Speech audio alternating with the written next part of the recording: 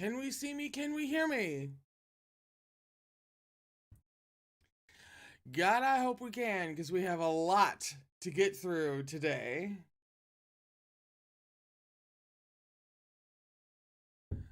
I am so excited to just go ahead and dive in and get started. So I can be seen, I can be heard. Okay. I'm Brittany. Woo! This is hualian. And welcome to Gaywatch, where we watch gay things. We are currently working our way through Heaven Official's Blessing Volume 2.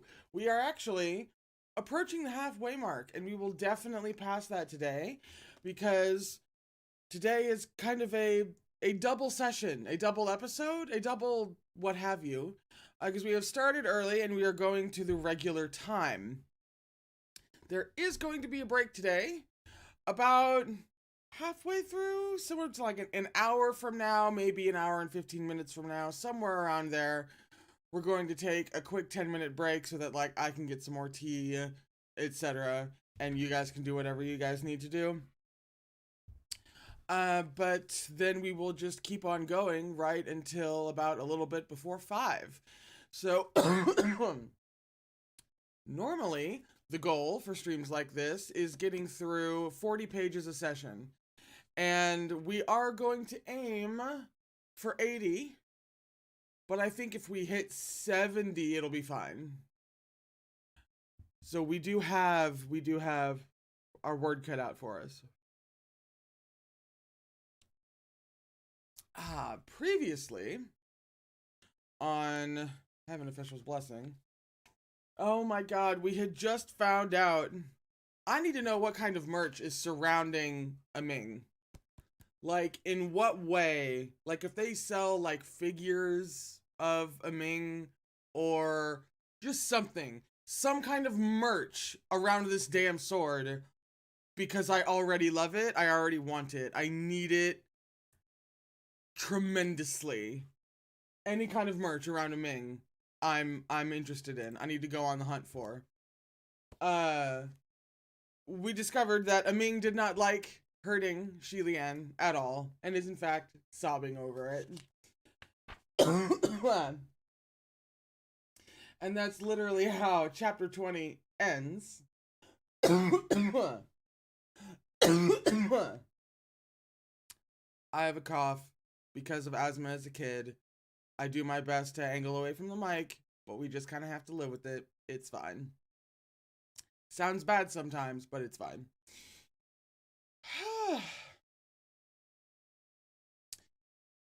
We've had apologies from hualian about kind of, you know, burning down his house, etc., because he did not realize that Huacheng would feel as badly as he does about even remotely having to hurt, you know, his boyfriend. But hualian has self-esteem issues, so we're just going to go ahead and give him a little bit more time to figure something like that out.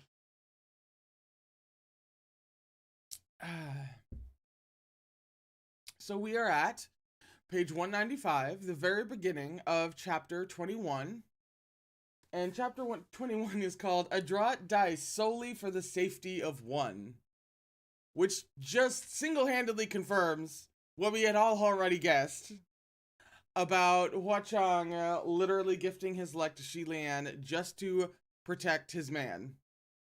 Like, that's it. It was just, all he cared about was hualian's safety. And was like, here, have conveniently the thing that will guide you through this place unharmed. And then hualian didn't use it for the first, like, 2 or 3 rooms. Yeah. So, seeing the state it was in, hualian unconsciously reached out, wanting to pet it. What's wrong? But Huacheng sidestepped and turned away, avoiding hualian's touch, and smacked a Ming hard on the hilt. Nothing's wrong, pay it no mind. Oh my god. I never in a million years expected that someone like Huacheng would have essentially a sidekick of sorts that was specifically built to just betray his squishy inner emotions. Pretty much. I mean, they are Ming's emotions, but like, they're also Huachang's.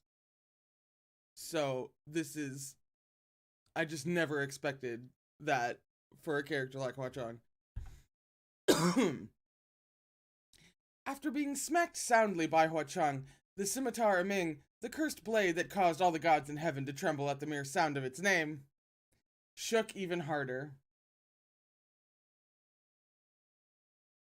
Just then, Shi Lian heard Feng Shen again in the communication array. How could Huachang use the teleportation array within the heavenly court? How do we open this door? Shi Qingxuan cried, General Nanyang, me, I think I know how. His Highness and I suffered this trick of Huachang's when we were on our mission. Take 2 dice and roll them before the door, then push to see if it'll open. Shi Lian remembered now. Didn't he casually toss those dice around for fun earlier in the main hall?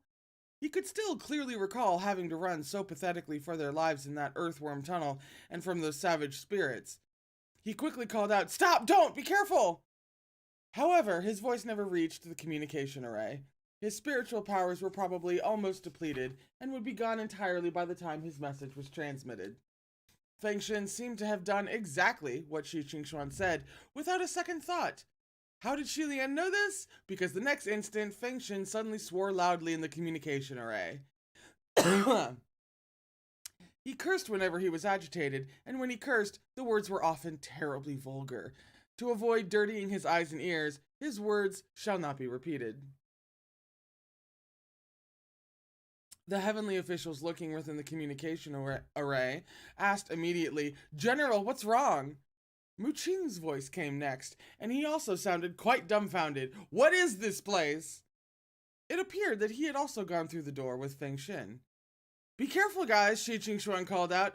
Different numbered rolls will bring you to different places. What number did you roll? He rolled a 4, Mu Qing said. Feng Shen's cursing also carried a trace of panic and terror, and Shi Lian was worried they had met with danger. The caster of this spell was right next to him, and he had no time to worry about any reservations. He hurriedly asked, Senlang, what does a roll of 4 open to? Depends, Huachang replied. The door will open to whatever the roller fears most. Oh, shit. See, now we have to go back.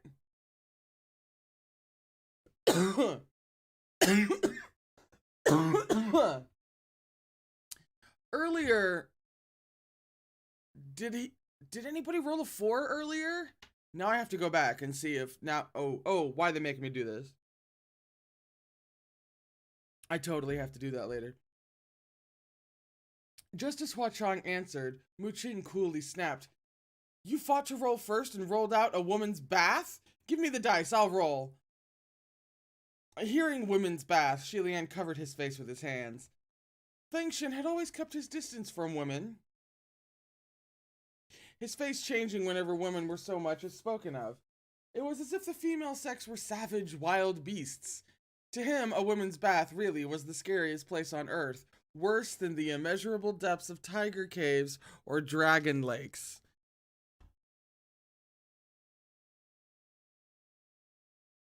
I mean, it seemed Mu Qing had successfully snatched away the dice, and Shi Lian sighed a breath of relief. However, not a moment later, the two roared again.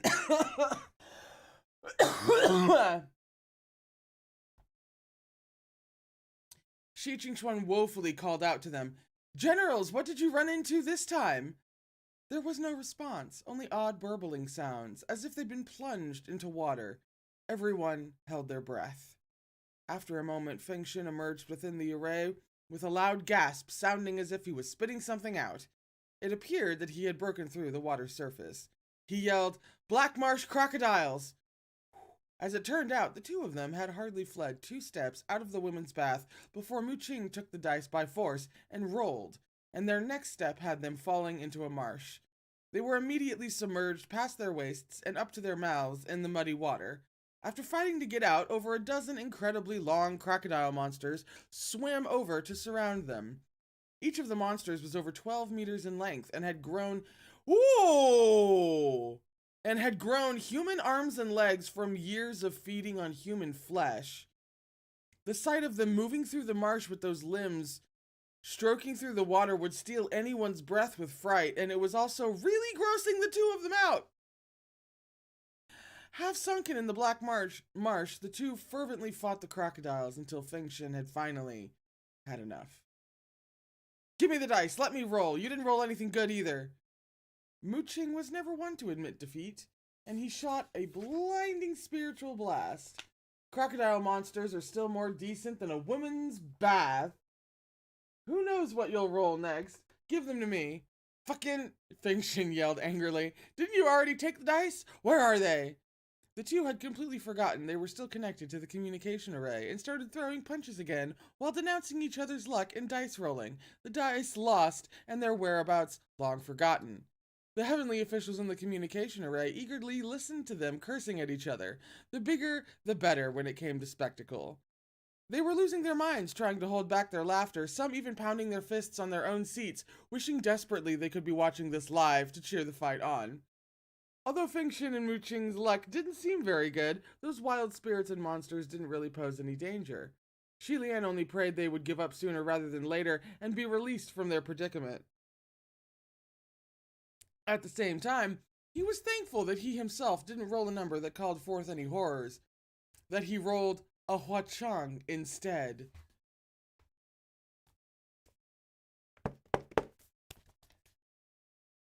He spoke as he walked. I rolled snake eyes earlier. Does that mean every time I roll a 2, I can see you? As soon as he asked the question, he realized his words implied a bit too much, as if he had dearly wanted to see Huachang. But Huachang replied, no. Shilian felt a little awkward and scratched his cheek. Oh, so that's not it. I was wrong, then. Huachang, walking in front of him, said, if you want to see me, it won't matter what you roll. I will appear. He's just saying things like this, like I can handle them. And that is truly presumptuous on his part. Shilian swallowed hard and forgot everything else he wanted to say. He hadn't had the chance to dissect the meaning of those words before another voice spoke within the communication array. Of fucking course. Oh, we were just getting somewhere. Let me. Not long after those words were spoken, a blinding white light slashed across the sky, and then there was the earth-shattering sound of metal cracking. Huachang and Shilian's path was blocked. When the white light cooled and slowly faded away, Shilian finally saw what had flown in to block them. A sword. His eyes slowly widened, and his pupils shrank. The sword was long and slender, embedded deep in the ground on a slant. The body of the sword itself was still quivering from impact.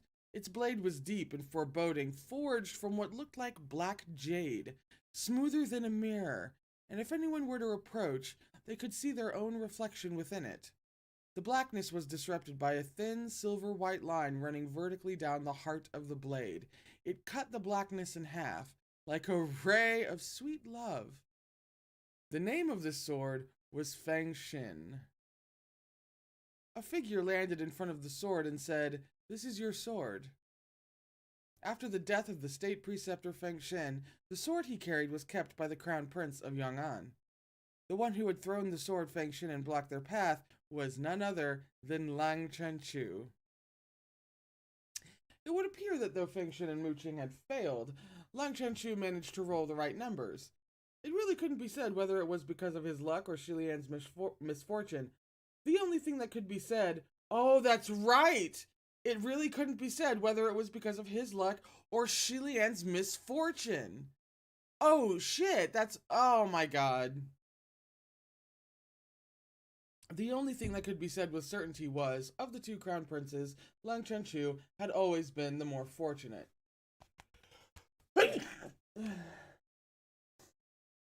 Oh, pardon me, that doesn't usually happen. Hua Chang stood with his hands clasped behind his back. He moved slightly, but Shilian immediately stretched out his hand to stop him. He said in a low voice, "Let me." Lan Qingchu blocked the road, their only path through the heart of the valley. "Duel me.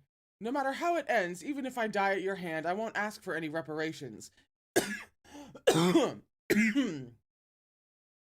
I don't need you to ask the Emperor for banishment either." Anyone could tell that until his demands for this fight were satisfied, he would never rest. After a long pause, Shilian finally nodded his head slowly. "Fine." He took a few steps forward and approached the sword, gripped the hilt, and pulled it from the debris. "You asked for this," he said softly. After hundreds of years, Fengshen had finally returned to his hands, and it moaned softly in Shilian's grip. Standing close by, Hua Chang's eye also flashed sharply at the sound of that sword's incessant cry. With sword in hand, Shilian swung and pointed it to the ground before saying coolly, "However this duel ends, do not regret it." "I won't," Lang Chenchu shouted. Lang Chenchu was so tense it felt like his head was going to split. Both his hands clutched his greatsword tightly, his eyes focused, his breath held. His sight was locked onto Fengshen, the sword that was black as jade, not daring to be careless for even a moment. Shilian took a sudden step and lunged forth. Lang Chenchu's eyes focused, ready to strike, when his body froze. It was as if he had been suddenly trussed up, and he fell heavily to the ground. He looked down to find that he really was bound. A snow-white silk band had come out of nowhere and wrapped around his body several times like a venomous snake. Lan Chenchu had been taught swordsmanship by the state preceptor Fengshen ever since he was young, and he revered the man deeply. This was why the moment Shilian gripped his sword, all of his attention was on him and his movements. He never noticed the white silk band that snuck behind to ambush him. How could there be such a shameless trick up his sleeves? Literally, up his sleeves. Seeing that Royer succeeded, Shilian instantly relaxed his tense expression and fretful heart. He tossed Fengshen aside and heaved a long sigh, wiping away his sweat. Whew, that was close. Oh my god, no! I love him so much!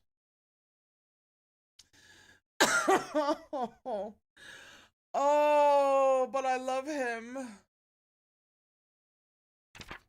No, no.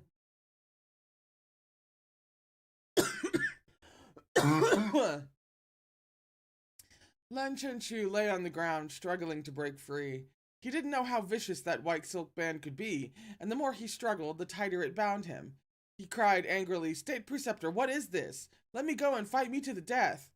Shilian wiped sweat from his forehead and replied, "We already fought to the death. The thing that's binding you is one of my spiritual devices. You already lost." Lang Chenchu was incredulous. "How can this count? When I said fight to the death, obviously I meant using a sword. If you're a man, use a sword. Ambushing me with a white bandage? How despicable." He genuinely thought the sword was the best of all weapons, and wasn't thinking much about his words, but he sounded like a male heavenly official who was prejudiced against another male heavenly officials using white silk bands. He was insulting Shilian for not being a man, but Shilian didn't care whether he acted like a man or not. He'd cross-dressed before, and he'd hung the words, "I can't get erect" on his lips. Nothing could get to him.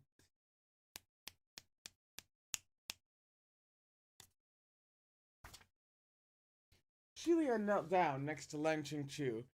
"You were simply unprepared. You never said I had to use a sword, so I used your loophole. Who are you going to tell? Ambush is a battle tactic. Cunning well used is called intelligent strategy. If your opponent had been anyone else, you would already be dead."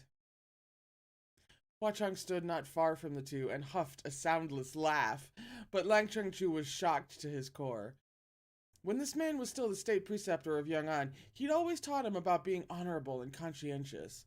Press forward with indomitable will and make an all-out effort. He'd never thought there'd be a day he'd hear such words from the lips of his once teacher.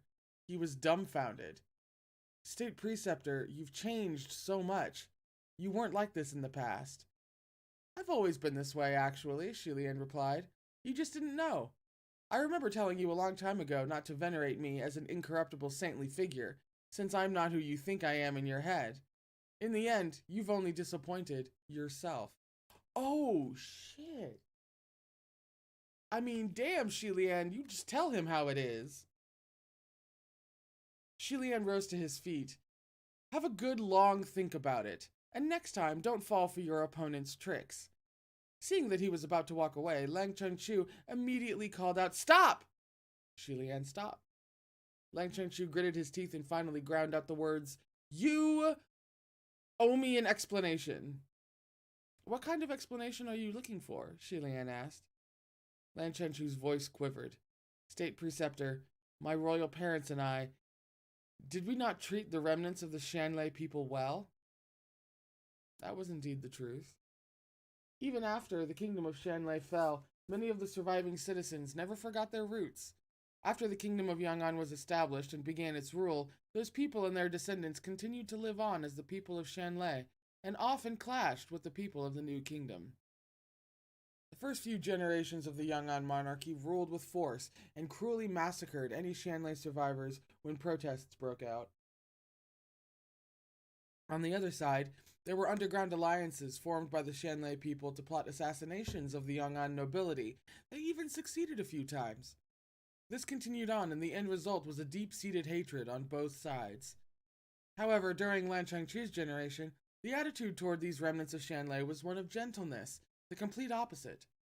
Lang Chengchu's parents had wanted to unite the country of the old and the new, and against many Yang'an voices of dissent, the king granted a princely title.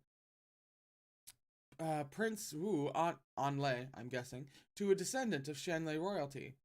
The king even made him Lan Chengchu's playmate to demonstrate their sincerity. Lan Chengchu himself had viewed Shanlei well and never held prejudices from any past hatred.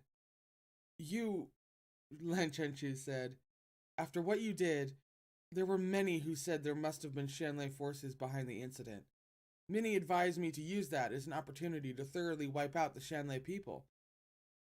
Hatred between Yang'an and Shanlei ran too deep.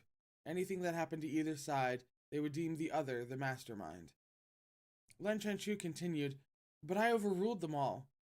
Since you never gave any details about your identity, I told them you were definitely not a man of Shanlei. That was how so many people of Shanlei escaped death and avoided genocide, because I forbade it. Of course, that was a good deed. But thinking back on it now, the good deeds he'd done made him feel all the more aggrieved. It wasn't that his actions were unjust. The deed itself was correct. He simply felt deeply wronged. He'd acted with such benevolence, but he didn't receive equivalent kindness in return. Lan Chengchu's tone grew pleading. State Preceptor, that day was my birthday. He struggled against Royer's hold and strained to lift his upper body. Are you toying with me? A Shanlei man killed my entire family, but I still have to follow his teachings and help all Shanlei people? Are you toying with me on purpose? Shilian didn't respond, and Lang Chengchu continued to shout accusations. Was it because your 17th was a trial that you had to turn my 17th into a trial too? Shilian still didn't respond. Lang Chengchu's anger flared and he yelled, If that was your intention, then I won't let you have your way. Shilian's eyes widened at those words. Lan Chengchu couldn't stand, but his eyes flashed bright and his tone turned determined, as though a roaring flame were blazing within. He continued on as if personally aggrieved, but also as if he was declaring war. If you want me to fill my heart with hatred like yours, I surely won't. If you're going to force me to abandon myself like you did, I refuse. I will never. No matter what you do to me, I will never become like you. It was a declaration so heroic, Shilian was stunned just listening to it. A brief moment later, he and burst out laughing, sound returning to him at last. Lan Chengchu's eyes had been flowing with fiery tears, filled with passion, but all that was deflated by Shilian's laugh. Bewilderment and anger filled his chest. Shilian clapped as he laughed uproariously, Good! Well said! Shilian couldn't remember the last time he'd laughed so heartily, and it took him some time before he could stop. He rubbed his eyes. Good. Remember what you said today, that you will never become like me. Hua Chong still had his arms crossed and watched with a cool eye. Just as Shilian finished speaking, there was suddenly a blast of red smoke before him. The explosion caught Shilian off guard and he jolted, thinking Lan Chanchu must have used some weird trick. He dodged away rapidly, his senses on alert. However, the blast was disruptive in sound only and didn't pose any danger. When the smoke cleared, Lan Chanchu had disappeared from where he lay.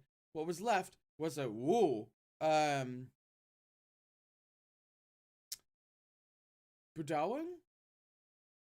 is my first and probably best attempt. Doll, swaying left and right. That new word came with a footnote. It's an oblong doll with a weight in the bottom so that it rolls back into an upright position whenever it is knocked down. Okay. Have mercy on me. The doll. The doll had a very round face and body, like a giant calabash gourd.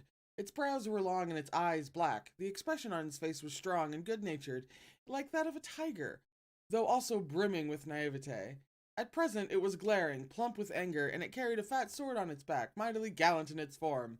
It was exactly like Lan Chanchu, except as a big, lovable toy. Shilian stopped smiling and exclaimed, Chanchu! Having lost its target, Royer returned with a whoosh and wrapped itself back around Shilian's wrist. Hua Chong walked over leisurely and flicked the doll with his fingers, snickering. Why does he look so foolish no matter what form he takes? Shilian picked up the doll and didn't know whether to laugh or cry. Hey, take a shot! Senlang, is this Chanchu? Why did he turn into this? Stop playing around with him and change him back. Nah, bring him along and let's go, Hua Chong replied. Go where? Shilian asked. Hua Chong didn't answer. Dice were tossed up and they landed in his palm. In a blink, a cave appeared before them. To turn someone into a doll was such a mischievous spell, very much Hua Chong's style, but it was also hard to undo. In any case, Shilian couldn't unravel it, so he simply held the doll in his hands. He was just about to follow Hua Chong when he remembered Feng Shen was still tossed aside on the ground and doubled back to pick up the sword. He strapped it onto his back, then followed Hua Chong inside. They hadn't been walking for long before the narrow path they'd started on at the cave entrance began to get progressively wider. Footfalls echoed and a faint light appeared in the distance ahead of them, and they could hear singing. When Shilian was led to Paradise Manor in Ghost City, he had also heard singing, but the graceful songs of the charming female ghosts of Paradise Manor were enticing and beautiful, intoxicating like soft whispers from the Land of the Tender. Land of the Tender has a footnote. It is a common trope in Chinese fantasy. Land of the Tender generally refers to places where men find solace in feminine charms, such as brothels, or the use of aphrodisiacs or seduction. But the singing that they heard now was more like the chaotic caterwauling of demons, disorderly and awful. The two were nothing alike. Shilian couldn't help but ask, Senlang, what is this place? Shh. Hua Chong quietly shushed him. Shilian's question was already spoken in a near whisper. Hearing the shush, he practically held his breath entirely. He soon discovered why they needed to be silent. Several floating green ghost fires drifted over from farther down the path, and when the balls of flame came close, he saw there were little ghosts dressed in green. What a... On the head of each little ghost, there was a small torchlight, as if each one was a big green candle. There was nowhere to hide in this cave, and the path was narrow. Shilian was about to reach for Feng Shen, but upon deciding Royer would be better suited for this situation, he dropped his hand again. But as the little ghosts passed them, they didn't bat an eyelash before moving on, still whispering amongst themselves. It wasn't that they didn't see them, but more that they didn't think it was strange. They didn't think it strange to see them. Shilian looked at Hua Chong, but the one standing next to him wasn't the exceptionally handsome red-clad ghost king he knew, but rather another pale little ghost with a green flame on his head. So it seemed that Hua-Chang had changed them into fake skins without Shi Lian noticing. Thinking that he must be bearing a green flame upon his head as well, Shi Lian couldn't help but raise a hand to feel around. Why must they change their appearance into something so bizarre? Although he trailed off, Hua-Chang obviously knew what he wanted to say. I mentioned that the green ghost Qirong's tastes are vulgar. All of his lackeys have to dress like this. Wait, then are we on the way to see the green ghost? Hang on. What are we doing, Hua-Chang? Shi Lian hadn't expected Hua-Chang to bring him to the green ghost Qirong's territory. Oh, shit. Whenever the heavenly realm or the ghost realm mentioned green ghost Qirong, they all had to comment on how uncouth he was, and Shi Lian couldn't fathom why. But now that he'd learned that all of his little ghost subordinates had to dress uniformly like this, he could finally understand somewhat. If he only judged him by that self-given title of his, there was some peculiar form of elegance to the sound of night-touring Green Lantern. But to literally have these green lanterns wandering around at night, there was indeed a gap between his initial impressions and reality. A theme, I feel, gaps between initial impressions and reality. Didn't you already destroy his lair? Shi Lian asked. I did, but he escaped, Hua-Chang replied. Escaped for 50 years and built a new one. Shi Lian hugged the Lan Chenchu doll close to his chest, and after making sure no one was around, whispered, Senlong, are you here to find the green ghost? Why don't you undo Chenchu's spell and let him go before that, and then I'll accompany you? Hua-Chang obstinately refused. No, bring him with you. I need Lan Chenchu to meet someone. What? Hua-Chang back on his hot guy shit.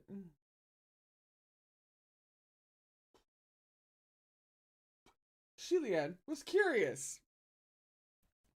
Hua-Chang didn't act like he cared much for Lan Chenchu, so why would he take him specially to meet anyone? But things were awkward on both sides, so he couldn't speak anymore on the subject.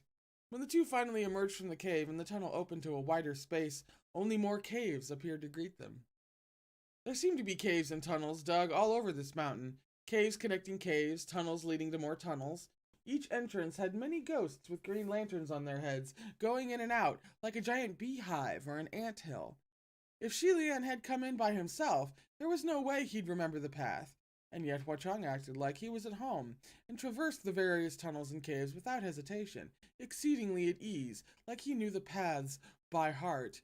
He is definitely on his hot guy shit again.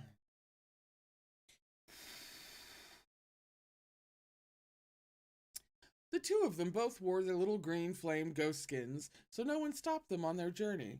Shi Lian exhaled in relief, but Hua-Chang thought he was sighing and asked, what's wrong? Nothing, Shi Lian said. I thought you would attack the lair head on instead of sneaking in. I'm not too good with fighting, so I'm relieved. He meant it when he said he wasn't good with fighting. While he was skilled in combat, he had trouble dealing with the aftermath. You know, we still haven't gotten the full download on Shi Lian yet, but I feel like we know enough that that sentence hurt. Hua-Chang seemed to puff out a laugh. I did attack head-on the first time, but the moment Qirong found out, he ran away, Hua-Chang said. This time, I'm here for the ghost himself, so of course I can't have him notice I'm here. Is Hua-Chang just like taking his boyfriend along on a supreme assassination attempt? Is the green ghost the person who Sanlang wants Lan Chenchu to meet? Shi Lian wondered. Is there a relationship between the two of them? Well, whatever he wants to do, I'll go with him. I'll ask him to undo the spell on Chenchu later. Shi Lian still had the burning of Paradise Manor on his mind, so he couldn't help his guilty conscience. As he was thinking, Hua-Chang spoke. That useless trash can't do anything, but he's very vigilant. These little ghosts can't get near him, and it's not easy to disguise oneself as the henchman he trusts. There's only one way to get close to him. Just then, 4 little ghosts came by, laughing and chatting. Hua Cheng slowed his steps, and Shi Lian followed his lead. They saw that the little ghosts had a queue of bound humans behind them, dragged along by a long rope. Among the collection of humans, some were ragged and unkempt, and some wore extravagant clothes, but they all seemed to be young men and women under the age of 30. There was even a child, clutching the sleeve of one of the young men. They were probably father and son. All of their hands were bound, each looking terrified, and some even ready to faint as they trudged through the demonic cave. They brushed past Hua Cheng, and without missing a beat, he turned around and seamlessly joined the end of the march. He gently elbowed Shi Lian, and he imitated Hua Cheng's actions. When he looked over, Hua Cheng had already changed skins again. This time, he was a clean-cut young man. Shi Lian knew he probably looked familiar. The little band made twists and turns through the tunnels and caves. The little ghosts leading the group seemed quite content in their duties, and from time to time flaunted their meager authority, yelling and snarling at the prisoners behind them. No funny business, no crying. If you ruin our great ghost king's appetite with your faces all covered in tears, we'll teach you what it's like to want to die.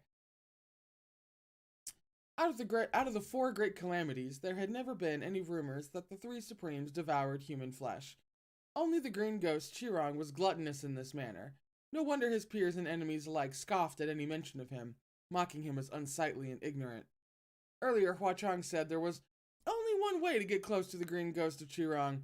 It appeared that mixing in with the food was the plan. As he walked, Shi Lian reached for Hua Cheng's hand. Once he succeeded in grabbing hold of it, he felt Hua Cheng freeze, like he wanted to pull away. It wasn't that Shi Lian didn't notice, but given the circumstances, there wasn't much room for thought. He held Hua Cheng's hand tight and lightly drew a word on his palm. Save. Since Shi Lian had seen their plight, he had to save these people. Of course. Why didn't I see that coming? Why is he the best? Why is he just the best? Oh dear God.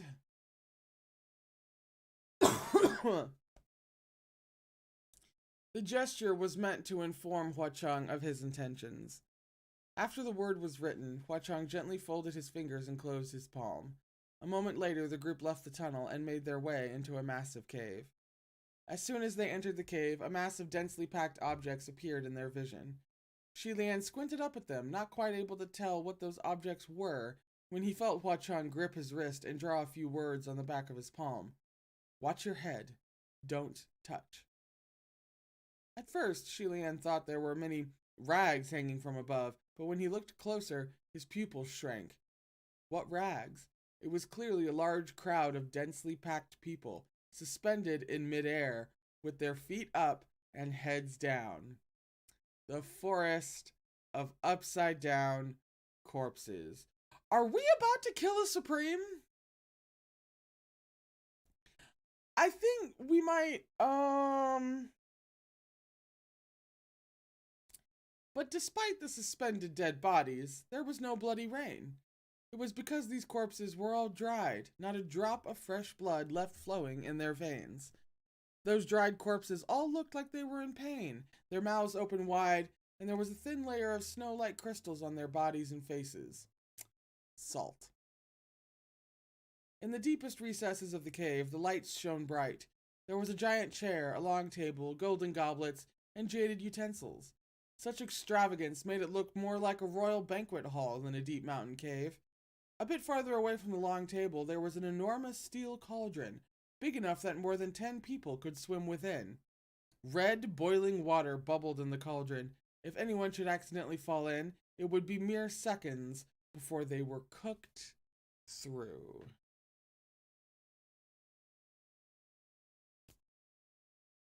No, I love this place. It's wonderful. Why do you ask? The four little ghosts. Ooh, something really got in my eye. Ooh. Okay. The four little ghosts ushered the group of prisoners toward the cauldron, but some fell to the ground, shivering in fear when they saw what was waiting for them. In the midst of all the yelling, hitting, pulling, and dragging, Shilian suddenly felt that beside him, Hua Chung's arm had gone stiff and he'd stopped moving. He turned to look and saw that, although Hua Chang still wore the appearance of a clean-cut young man, his eyes were blazing with rage. Hua Chang was always smiling, but Shilian knew that his true emotions were always hidden deep within. Shilian had never seen such violent, blatant fury in his eyes. He followed the line of Hua Chang's sight, and in the next moment, he felt his own breath hitch. Before the giant, extravagant chair knelt a person. Or so it seemed, but upon a closer look, it was actually a life-sized stone statue of someone. It was a rather interesting statue, sculpted in a kneeling position, its back facing him, its head downcast. It was the very picture of a homeless stray dog.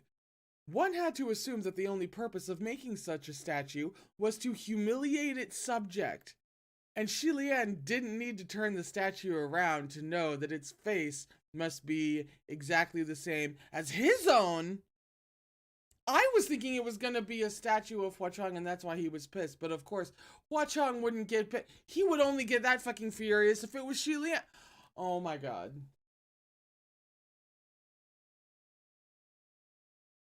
Oh shit. Are we about to assassinate a... I think we're about to assassinate a Supreme. Generally, people didn't know what their own backs looked like, but Shilian was different. He was more than familiar with how his own back looked. When the kingdom of Shanlei first fell, to relieve themselves of anger, the people burned down his 8,000 crown prince temples and desecrated all of his statues, stole the gems on their swords, and cleaned their attire of gold. Yet after all that, the rage continued to burn, and so they came up with a new idea: building kneeling statues like this one. The crown prince, once so highly venerated and worshipped, was sculpted into the form of one kneeling down and begging for forgiveness. These statues were placed in crowded areas of town so everyone was free to spit at or kick them when they passed, and in doing so, rid themselves of misfortune. Worse, some even had him sculpted prostrating and used the statue directly as a threshold so that tens of thousands would walk all over it. In the first 10 or 20 years after the kingdom of Shanlei fell, those statues were a common sight in many cities and towns, and so how could Shilian not recognize his own back?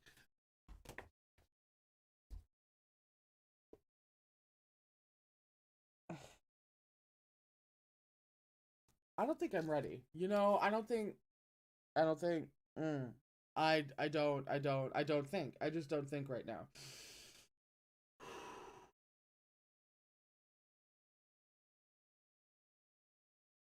Just then, the voice of a young man said, "That mangy little cur, Pei Shu, had to cling to the leg of that man-whore dog Pei just to ascend in such a pitiful way. So who does he think he is?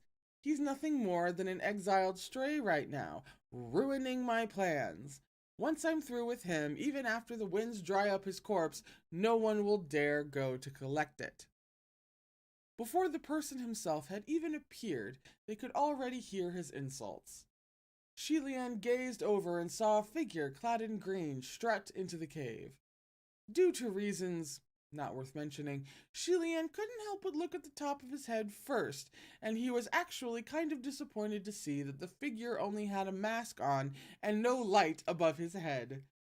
A bunch of little ghosts dressed in green crowded around this green-clad man, and he stood there surrounded by a circle of green light. This had to be one of the ghost realm's 4 calamities, the green ghost Qirong, also known as a fucking dead man. I'm fine. Ever since Nanfeng had first mentioned the name, Shi Lian had kept it in the back of his mind, wondering if this Qirong was the same Qirong he knew. However, there was an unspoken rule that, demon or ghost, one was to hide their real name and bury their past life. Because of this, he didn't think they were the same person, only that the fake name had coincided with the real one. But from the looks of things, he was more than certain that this was the Qirong he remembered. How could there be a second Qirong who was obsessed with the statue of the kneeling crown prince, and why would his voice sound so familiar? The little green ghosts that surrounded Qirong were loudly proclaiming him king and talking all at the same time. Shi Lian figured out some of what had transpired from their chatter. It seemed that when Qirong sent a few of his henchmen to Ghost City, they failed to cause any havoc and were decimated by Huachang.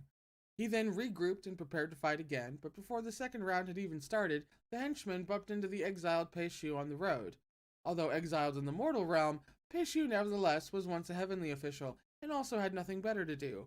Thus, when those henchmen bumped into him, he thought he might as well clean them up. And so they were decimated once again. The moment Qirong received the news of how many henchmen he'd lost in such a short time, he was furious and started cursing non-stop. Like ancestor, like descendant, that damned man-whore, Pei Ming, probably has sores all over his crotch. Wow. Imagery. I should chop off both of his and Pei Shu's rotten dicks and hang them at their temples. Then whoever worships them will bleed pus with every step just like them. Wow! We really, we strive for imagery when we're looking to insult people. Shi Lian really had to suppress the urge to cover his ears. When Feng Xin got upset, his curses were the same, also too vulgar for the ears. But as much as he swore, it was obvious that his were only words of temporary anger, with no real ill intent. Qirong's curses were different.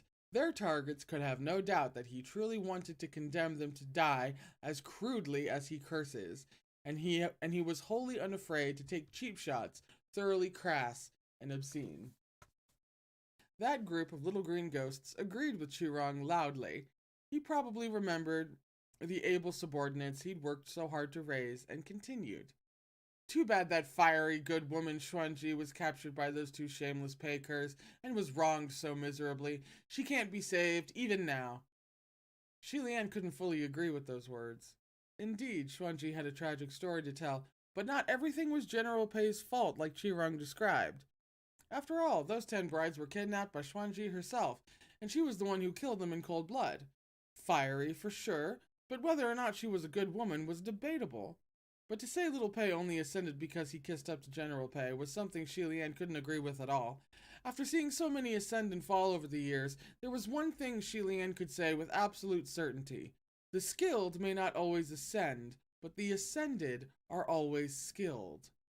If one was powerless, then no matter who promoted them, they would not be able to overcome their heavenly tribulation and could at most be an official in the middle court.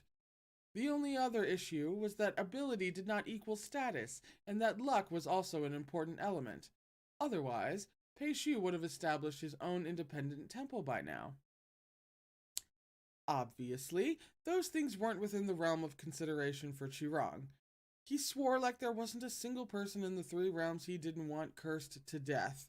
He called Pei Ming a rotten man-whore, Little Pei a kiss-ass, Junwu a faker, Ling Wen a damned bitch, Lang Chanchu a moron, Tuan Yizhen, dog shit, the Watermaster black-hearted, the Windmaster a tramp. Hey now. He probably didn't know Shi Qingxuan was actually a man. If Shi Lian wasn't seeing it now with his own 2 eyes, he wouldn't be able to believe anyone could be so resentful. But, oh, this art is cruel. This art's mean. Finally, Qirong made it to the main point, which was how Huachang and that lurking ship-sinking Blackwater looked down on him. They were mere supremes. One day for sure he'd make them kneel before him. Shi Lian knew he should be angry hearing this, but because it was impossible to imagine how that would ever play out, he couldn't help but find it hilarious instead. He stole a glimpse at Huachang. Huachang himself didn't react, but was instead still staring at that kneeling stone statue. Finally, thank the gods, Qirong seemed to be assuaged by his tirade of abuse and changed the subject. How did that thing go that I sent you guys to do? Oh god. I don't know if it's Quan or something more like Tuan. I'll go ahead and say it's something more like Tuan. Tuan Yujen? And that man-whore Pei started fighting yet? He sat down as he spoke, lounging on his luxurious throne. He raised his legs and rested his boots on the shoulders of the statue, using it as a footstool. And just in case that mental image wasn't infuriating enough, here, they made art of it. Look it. Isn't that lovely? Delightful? Doesn't make you pissed off at all. Not in the slightest. Uh-huh. Yeah. Sure. That's Whew.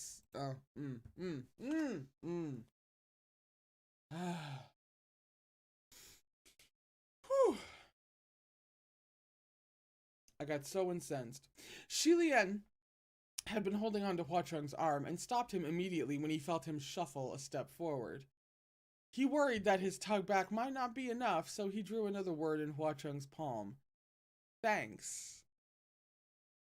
Huacheng recognized the word. He lowered his head and glanced at Shilian, who was watching him with gratefulness in his eyes, thanking him for his good intentions. Then Shilian shook his head lightly and drew the words listen and heaven.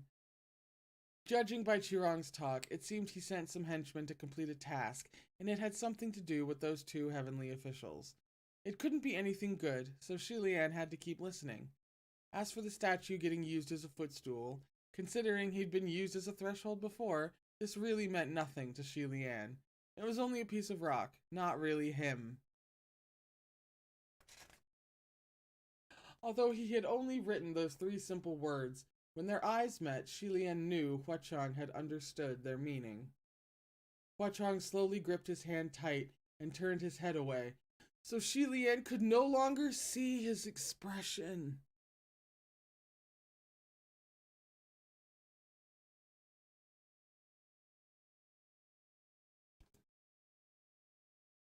Hang on.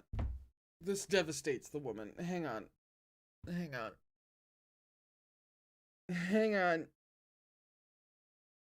That was a body blow.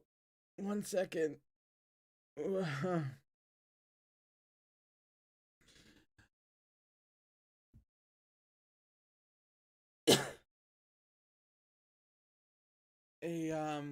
stunning example of a lot of things, but that kind of shit is like peak subtle romantic caring type shit that just completes my soul. Where's the art of that? Huh? A little green ghost spoke up. We've followed our king's instructions and spread the rumor that Pei Ming wants to make Pei Shu the martial god of the West.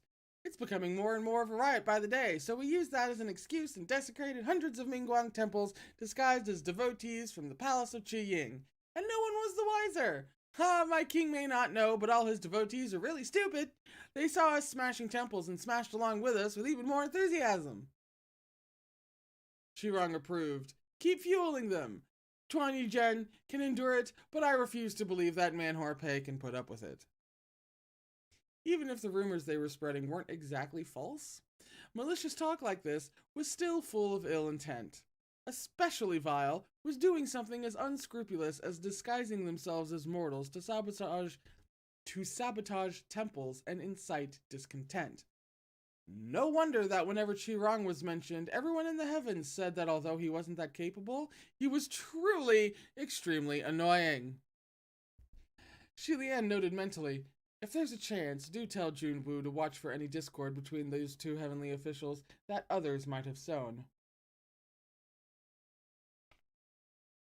When Chirong finished talking business, he lay back, and his long legs resting on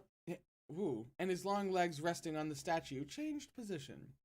The little ghosts immediately knew what to do and went to the small band of humans to pick out the best cuts. The one child in the group was probably not even 10 years of age and wasn't very aware of his predicament. He blinked his large eyes and held on tight to his father's shirt, tugging at it the more scared he became. His young father's face was ashen pale, shuddering while trying to comfort him. Don't be scared. Don't be scared. Yet it was obvious he himself was terrified to the bone. One of the little green ghosts saw there was a child and was delighted, reaching out to grab him.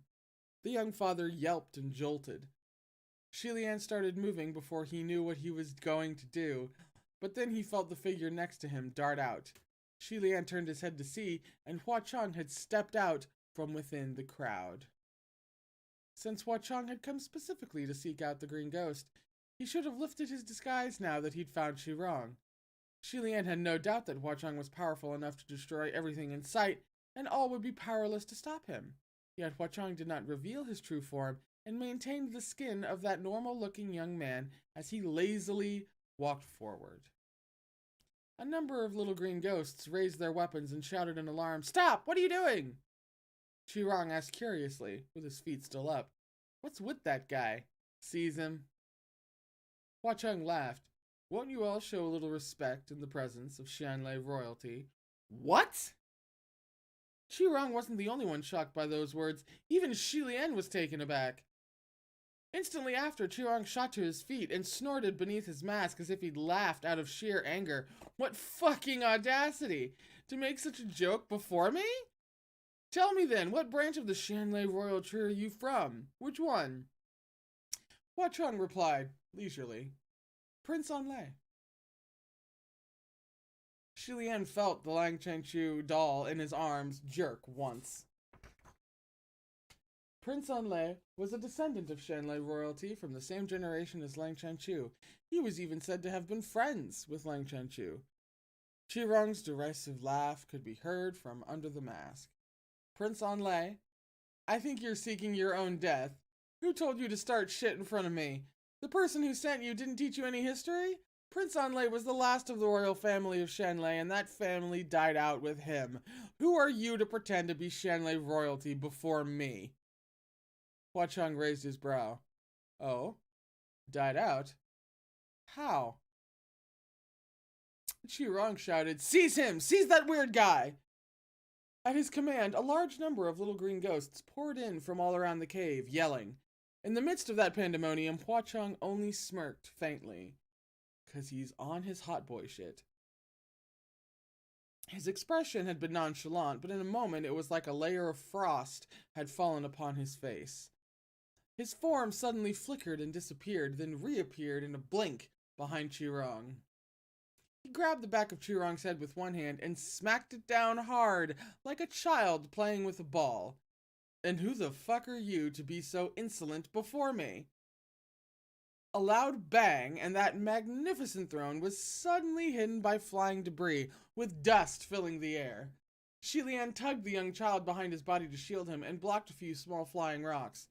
When the dust settled, Chirong had disappeared. But on closer inspection, he hadn't disappeared. Rather, his entire head was deeply embedded in the ground after Hua Chong's strike. Humans and ghosts alike screamed and dispersed. "This is my song." "Don't run away," Shilian shouted. If the people alerted all the ghosts within the cave, they'd be killed for sure. But of course, as always, no one listened to him. Shilian dropped his hands helplessly. In these circumstances, he had no time to worry about others. Across the cave, Hua Chong slowly knelt down. He used one hand to grab a fistful of Chirong's hair and pried his bloodied head out of the large hole in the ground. With that motion, the body was extracted along with it. After a brief moment of observation, Hua Chong seemed extremely amused and burst out laughing. Although he was laughing, the light in his eyes was off by 1,000,000 watts. Eerie and terrifying. Royer flew out and struck away a few of the little green ghosts who were trying to cut down the escaping humans. Shilian then turned his head, his instincts telling him that something was wrong. Senlong? Senlong! Qirong's mask cracked, a few fragments falling. He spat up a mouthful of blood and yelled, "Somebody stop him! All of you, come and stop him!" Hua Cheng had been violently bashing him about earlier, but now he seemed at ease, ready to have a chat about anything and everything. He snickered. "Oh? Didn't you know? There are some things in this world that are unstoppable, like, for example, the sun setting in the west, or an elephant squashing an ant, or me taking your damned life."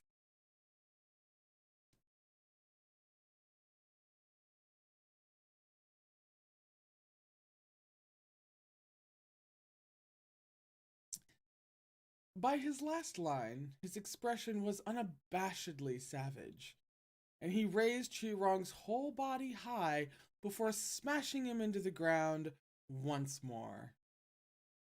Another loud bang. Qirong's body was splayed on the ground, pulped into something worse than mush. With a soft crack, the mask on his face shattered into fragments, revealing half his face.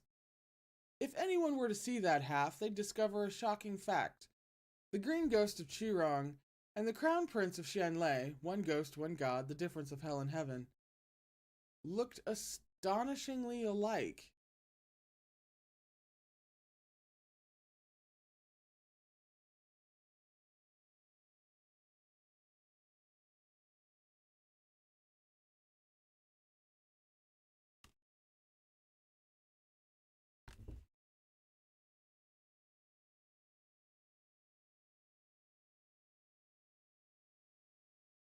It better not be what I'm thinking.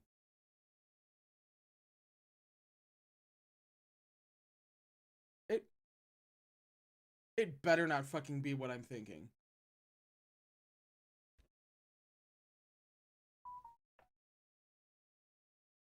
Chapter 22, page 223.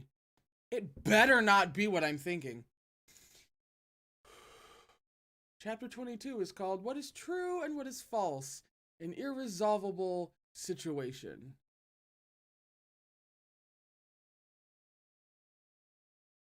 But when the other half of the mask crumbled and Qirong's entire face was revealed, it became obvious that he didn't look much like Xilian after all. Their noses, lips, and the contour of their lower jaws were similar in shape, but their brows and eyes were quite different. Xilian's eyes were serene and gentle. Qirong's brows were high and sharp. His eyes were also much thinner and more slanted. While he was certainly still a good-looking young man, it was easy to tell from his face alone that he wasn't one to be messed with. After having been beaten to a bloody pulp, he could finally squint open his eyes and blearily see that the one who had seized him had changed form into what appeared to be a youth dressed in red. Qirong had never seen Hua Cheng's real face, but the moment he saw the red robes, he was both shocked and furious. "It's you. It's you." Hua Cheng had changed back to his true form. "You haven't answered my question. How did Prince Anlei die?"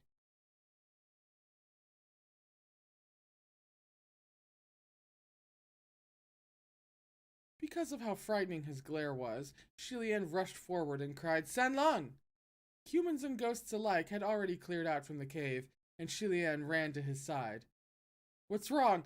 Don't be angry, please don't be angry. Everything's all right. Calm down. Everything's all right." I really don't think it is. He gently rubbed Hua Cheng's shoulders a few times, his voice growing soothingly soft. "Sun's getting real low."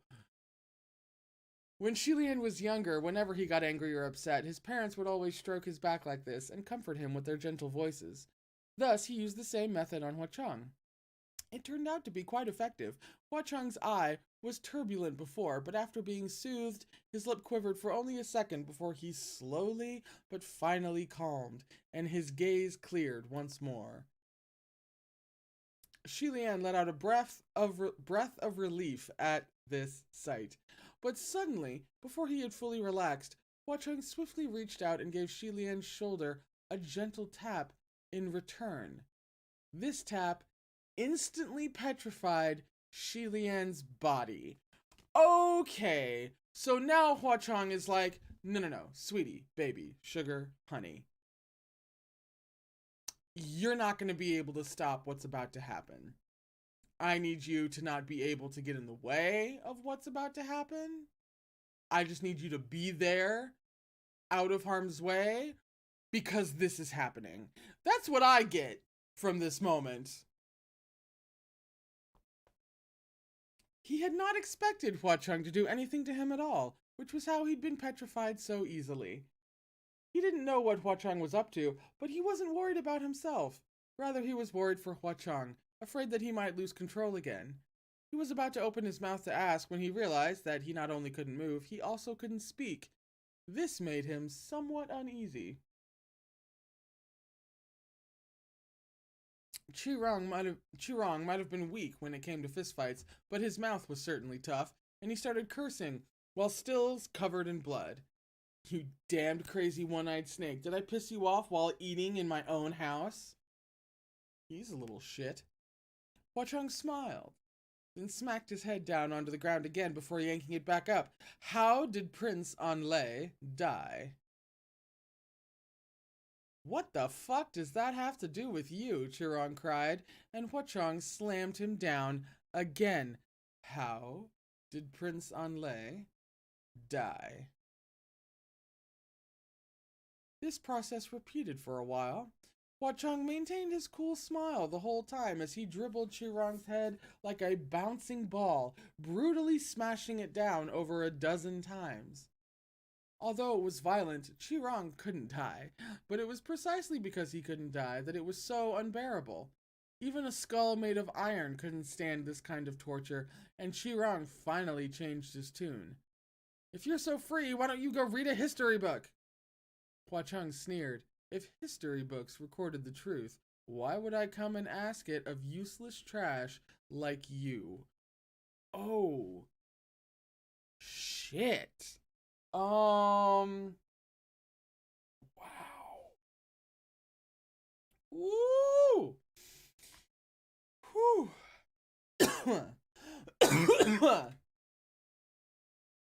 He raised his hand again and Qirong yelled, "It's Lang Chen-Chu! He was killed by Lang Chen-Chu!" The doll in Shilian's arms jerked and started shaking vigorously. It was shaking so hard that Shilian couldn't keep a hold on it. He could only watch helplessly as the Lang Chen-Chu doll fell out of his arms and onto the ground, spinning wildly back and forth. Hua Chong didn't spare to look, but he undid the spell. There was a blast of red smoke, and Lang Chen-Chu's form leapt out from within. Raised as royalty, high and mighty, he had never been wronged like this in his entire life. He pointed at Qirong in rage. "How could you slander me so easily? Anlai and I were friends. Just who are you accusing of killing him?" Qirong was also shocked to see him jump out. "You're Lang Chen-Chu? Why the fuck are you here too?" Lang Chen-Chu still didn't understand why he had been brought to this lair. He was simply enraged by Qirong's accusations and felt compelled to clear things up. "Prince Anlai died of illness, so why would you randomly accuse me of killing him?" Hua Chong looked on coolly and stopped dribbling Qirong's head, so Qirong got pulled into the argument. "Died of an illness, my ass. Only you would believe that shit. He died soon after the gilded banquet, so he must have been assassinated by your lot. If not you, then those old withering young dogs in court." He was muddying the waters with the garbage he was spewing. Lan Chengchu's face was steely with anger. "No wonder everyone says the Green Ghost Qirong is vulgar and crass. Now that I've met you, you are indeed disgusting." That comment stabbed Qirong exactly where it hurt, and his face dropped immediately, or what's left of it. After achieving fame, he'd been mocked for his vulgarity by all manner of gods and ghosts for centuries, both behind his back and directly to his face. He truly hated it. "I may be vulgar, but that's much better than your ignorance. Friends this, friends that, what peaceful coexistence? Shenlei and Yang'an can be friends? Can coexist in peace? You're as fake as your parents. How revolting." Hearing him insult his parents, Lang Chenchu was furious. Shut up! My parents were sincere and genuine, not fake. I won't let you spit on their names and humiliate them. Chirong spat. You're all nothing more than the descendants of some rebels, so who gave you any damned right? What sincerity? Granting titles and land to us, the people of Shanlei? So shameless, gifting them their own property that you stole? Everything you owned belonged to Shanlei. Lang Chenchu was never good at arguing. He stammered, stumped. Chirong saw that he had been angered to stuttering and felt a rush of satisfaction, and he resolved to aggravate him even more. He laughed. Even if you guys killed Anlei, that child had a profitable death. Shanlei lost one man, but Yong'an paid an entire gilded banquet. Too bad we didn't kill you too, so you could all taste what it's like when your entire bloodline is ended. Lan Chengchu was bewildered by this. What did you say? Shilian groaned inwardly. He so desperately wanted to smash Chirong into the ground to shut him up the same way Hua Chong had. Oh. But with this petrification spell, he couldn't move a single muscle, no matter how he struggled. What do you mean, you didn't kill me too? Chirong only cared about avenging himself for the vulgar comment, so he continued to boast. The fruit really doesn't fall far from the tree. Sir, your stupidity has spanned so many hundreds of years that it's opened my eyes. Think about it. We Shanlei are thoroughly disgusted with you, Yong'an. Whoever doesn't hate you is unfit to be called a citizen of Shanlei.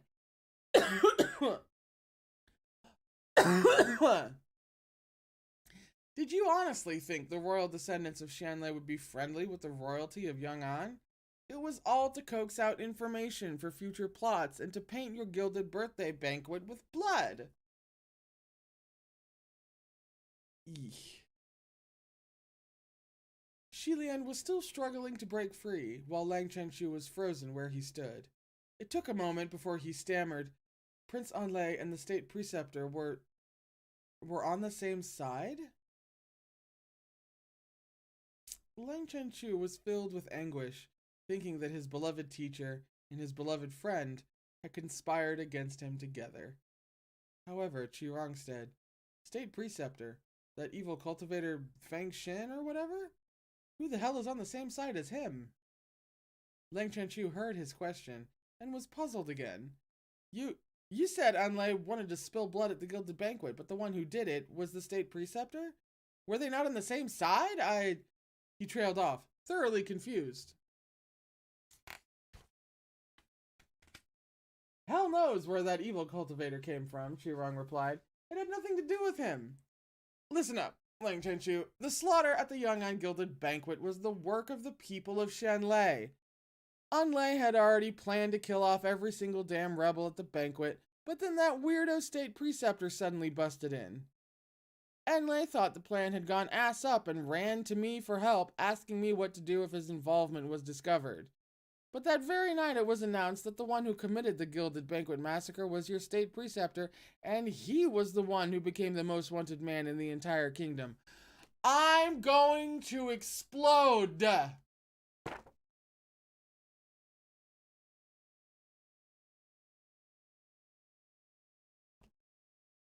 I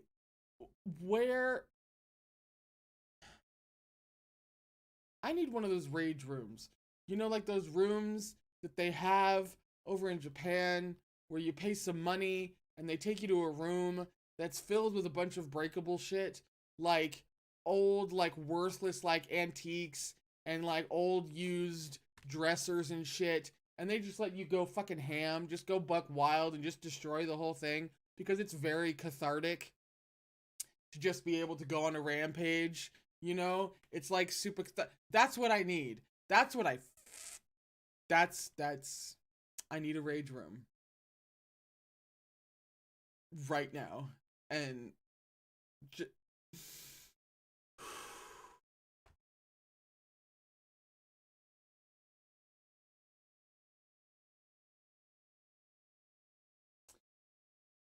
since it is 3:30 on the dot, this is going to be where we take our break.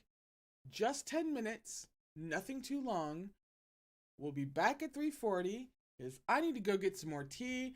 I need to walk this off before we find out, even more details and things become more and more clear and all of that bullshit. Before all of that happens, I'm gonna need more tea for that. So,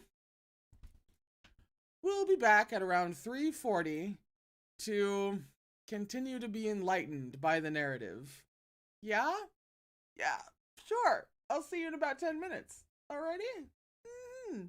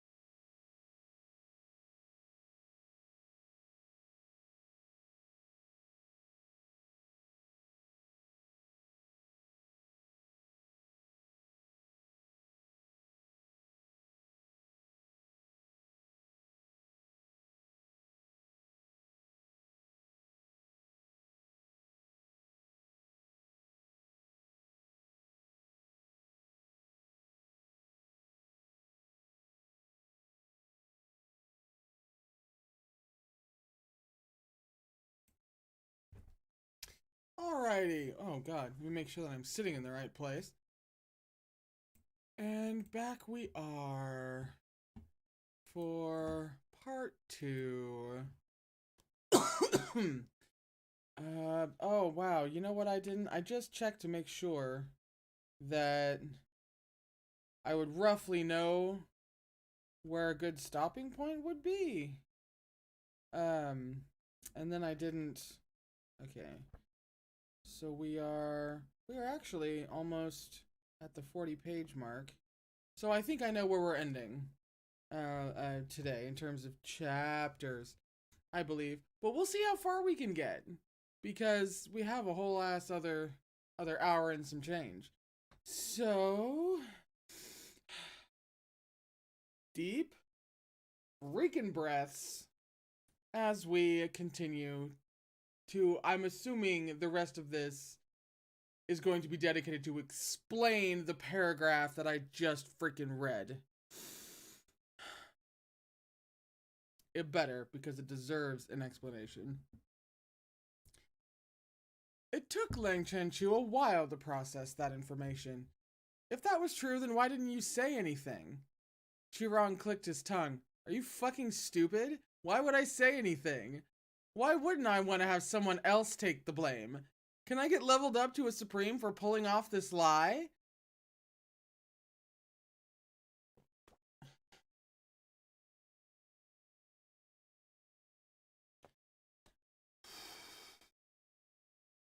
He was relishing this more and more the longer he spoke. Yo, I get it.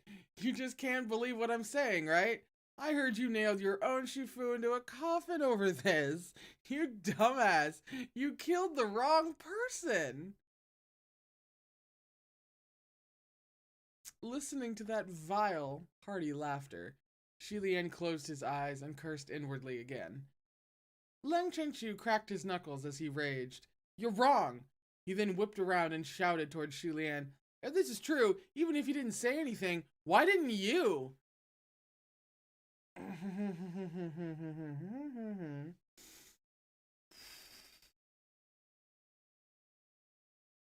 Qirong spat out a broken tooth. And who the fuck is that? What, are you all here to have a party in my cave? Everyone ignored him. Lan Chenchu demanded, if you didn't do it, if you didn't kill them, then why did you admit your guilt? I don't want the answer to that question. It's just gonna hurt my feelings. Just then, Shilian's body relaxed. Hua Chang had undone the petrification spell. It might have been too late, though. Lang Chenchu was waiting for answers, and Shilian stood up slowly, working out the kinks in his wrists and joints. After a pause, Shilian blurted, complete nonsense. Lan Chenchu had fully expected him to say, it's true, just as he said.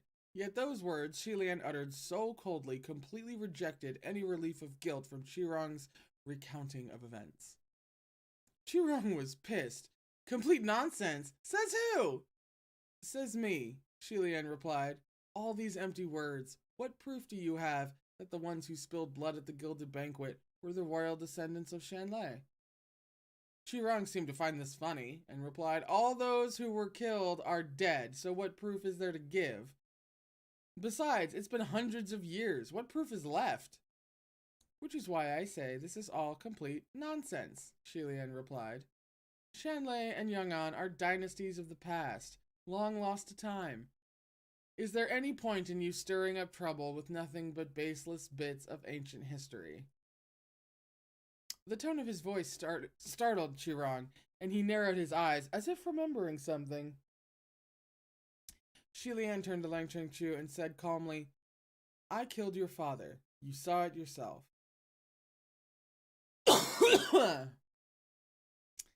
This was not long after my second banishment. I was filled with frustration and caused a great wrong. This is all my fault. There's no need to drag anyone else down with me.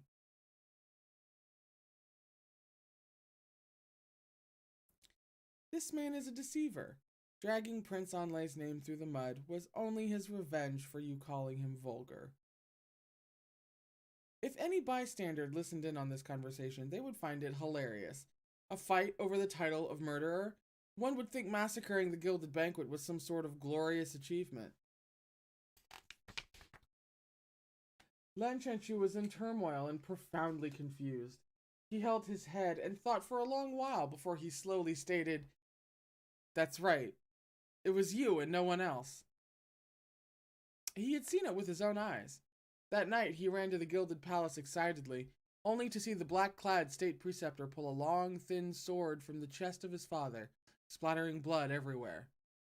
And at that moment his father, the king of Yungan, had reached a hand out toward him, still breathing.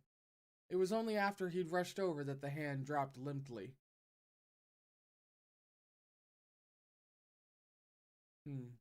Just then, Chirong, who was lying on the ground, suddenly spoke up.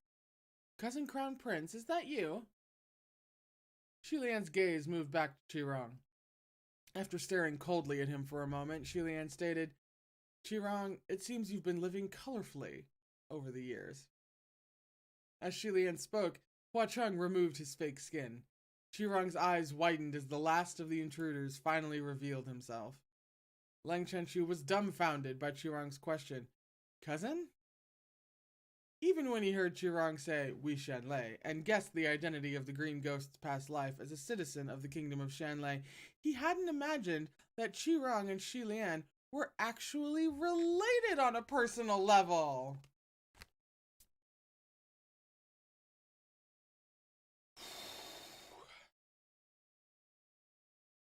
Chirong stared at Shilian's face and looked him up and down. It was a peculiar gaze, hungry with curiosity and fascination. When his eyes stopped at the sword Feng Xin on Shilian's back, he suddenly burst out laughing. "So that's it! That's it! Feng Xin was you! You were Feng Xin!" Although Lan Chenchu couldn't understand why Chirong was laughing, it made him feel immensely uncomfortable. He demanded angrily, "What's so funny?" "I'm laughing at my good old cousin. What's it to you?" Chirong snapped back in a fit. "Just now I said that your stupidity spanned hundreds of years. I'm sorry, I apologize. The best way to learn is to learn from the best. Look at your Shifu. No wonder you're so stupid." He turned to Shilian. "You went to Yang'an, became their state preceptor, and ended up stabbed to death by your own disciple. Isn't that exciting? Isn't it hilarious? You deserved it, you pathetic fool." The moment he uttered the word pathetic, Hua Chung wrathfully struck once more. Chirong had always been tough-skinned, and for some reason seeing Shilian made him 10 times more excitable than usual. Even with his face struck to the ground, he continued his indomitable shrieking, "Pathetic!"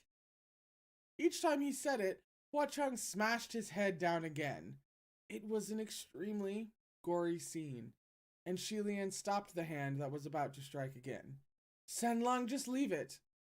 "Why should I?" Hua Chung demanded sharply. "It's nothing. Don't let any of it get to you," Shilian said. "He's just mental and extremely troublesome. I can take care of him. You just sit back and ignore him." He gently rubbed Hua Chong's shoulder, and it was a long time before Hua Chong finally uttered in a low voice, "Fine." Chirong plucked his own head from the ground and arduously rolled to the side. He then spat, "Why play pretend with that false kindness? If you really didn't want him to hit me, then you would have stopped him at the beginning. Faking indifference now, telling him to forget it, no one's gonna praise you for being merciful." Ooh. "I stopped him because I don't want him to dirty his hands. Did you misunderstand something?" Shilian said. A trace of anger flashed across Chirong's bloodied face, but then he started giggling. "Yo, Cousin Crown Prince, you're getting along pretty well with Hua Chung, aren't you? This little brother of yours has a footnote. It says, in familiar address, cousins often refer to each other as siblings." Okay. "This little brother of yours was wondering why none of the underlings he sent to greet you on Jiangran ever returned. Now I see it's because you've been clinging to Hua Chung." Shilian had no idea that Chirong had sent any underlings to find him. On the night of the On the night of the Zhongyuan festival, it was a coincidence that he bumped into Hua Chang, and taking him back to Puchi Shrine also wasn't something he planned. It seemed that Hua Chang had taken care of all Qirong's underlings. At the thought of this, Shi Lian unconsciously stole a glance at the person next to him. Qirong continued, calling him San Lang. It's just so familiar. Cousin, you're a big shot heavenly official. How can you hang out with ghosts and demons? Aren't you worried about him tainting your reputation? You're so perfect after all, so pure and flawless. Your saintly halo shines upon all of us on this earth. Many in the heavenly court thought the way Mu Qing spoke was sarcastic, but if they were to listen, hear, and compare, they would witness sarcasm in its primal form. Truly, they had wronged Mu Qing. Qirong didn't just talk shit, he acted the part as well. He folded his hands over his heart and exclaimed, Cousin Crown Prince, this little brother has thought of you constantly through the years. Look, I even meticulously carved this statue to keep you by my side so I can gaze upon your valiant form every waking moment of every day. What do you think? It's pretty well done, right? Do you like it? Don't worry, it's better if you don't. I'll carve some more. The moment he mentioned the statue, coldness suffused Hua Chang's darkened expression. If it wasn't for Shi Lian holding him back, he probably would have gone over and stomped on Qirong's face some more. However, Shi Lian knew perfectly well what kind of person Qirong was. He was a little sick in the head, and the more extreme the reaction, the more excited he'd get, and the more outrageous he'd become.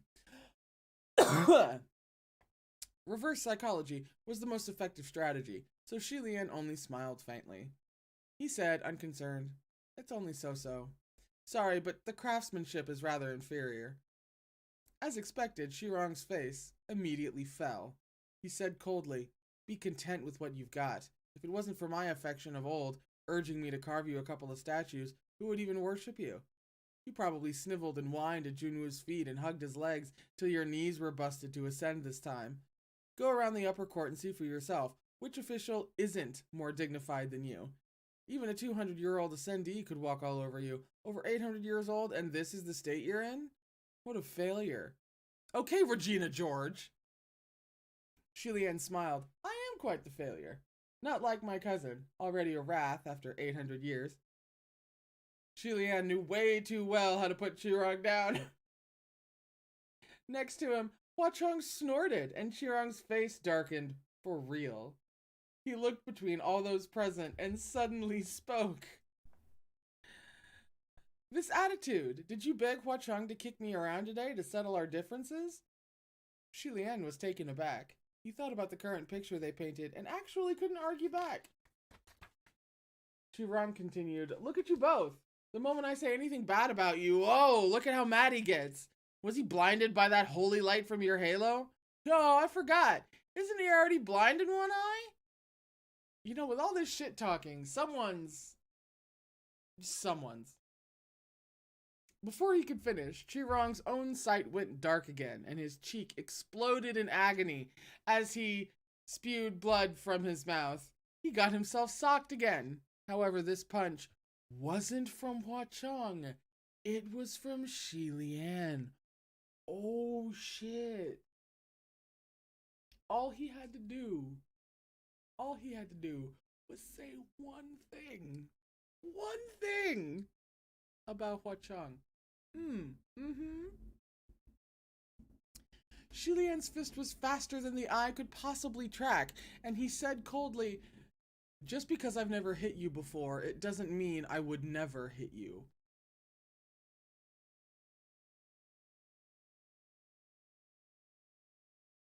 His punch was a brutal one, and it was a long while before Qirong could say anything. He lay on the ground like a mangy dog, pounding the ground as he cackled. Cousin Crown Prince, you hit me! You actually hit me! Heavens, our noble, kind, compassionate, charitable Crown Prince, who's scared of stepping on even a tiny ant, actually copped an attitude and swung at me? He's hitting people! Incredible! Amazing! He was outrageously excited to the point of insanity. Lan Chengchu had never seen anyone whose words and actions were so mad. and he was shocked into stupefaction after witnessing this singular act. He mumbled, Is he crazy? Shi Lian was used to seeing Qirong's madness and didn't think much of it. You've heard him. He's insane. He's unbalanced, so you can't believe anything he says. Qirong's laughter came to an abrupt stop. He schooled his face and sneered. Don't be so quick to tell people I'm psycho. Let me ask you, how did Prince Anlai die?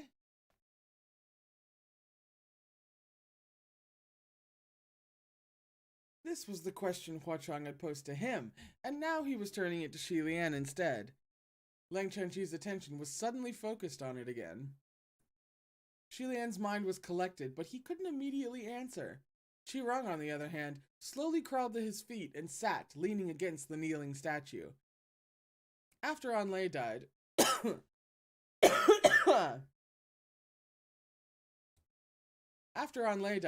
I cut open his corpse to inspect it, and all of his organs were pulverized by the vibrations of an exceedingly powerful sword.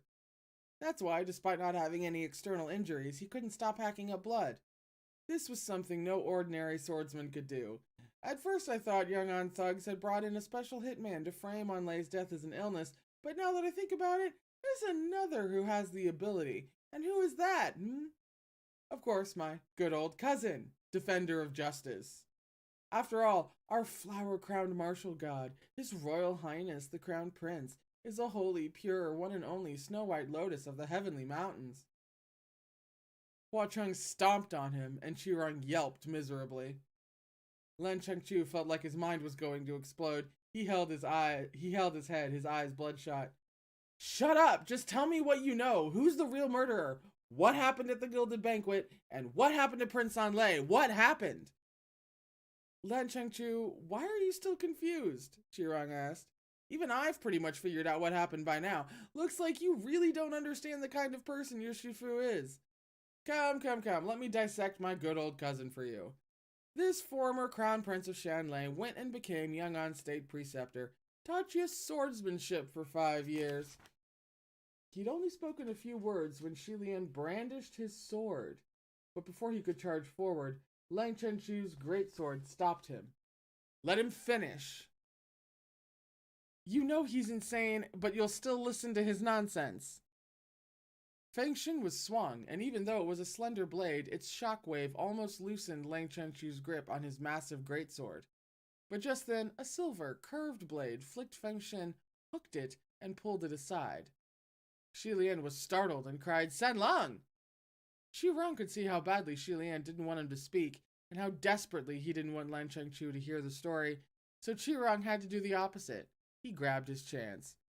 Prince Anlai was our good Shanlai boy, very obedient. He heeded my instructions to become false friends with you, but your Shifu bumped into us cleaning out the Yunnan rat's nest at the Gilded Banquet. Anlai escaped, you rushed to the Gilded Banquet and saw what happened, and the state preceptor Feng Xin became the most wanted man in the kingdom. That's the story, not a word of it a lie. Shi Lian tried to charge forward to shut his mouth a few times, but he was stopped by Huachang every time. Shi Lian cried again, San Lang! However, Huacheng didn't say a single word as he continued to block Shi Lian. The more Shi Lian wanted to charge over, the faster Qirong's lips moved. But you know this saintly cousin of mine, when he saw with his own eyes the people of Shanlei committing murder, he must have thought, how can this be? That's not right. So, he went to find Prince Anlai to educate him a little. But when he sought him out, my God, what did he discover? Anlai's massive plot. The plans didn't stop with assassinating some thugs. There was no way cousin could educate him, so he hardened his heart and killed the last scion of our royal house with his own hands. Afterward, you caught your Shifu and nailed him dead in that coffin, and so ended my cousin's magnificent life as a state preceptor. Cousin, am I right? Can't take it. Not handling this well, fam. Not doing good. I'm not, This isn't,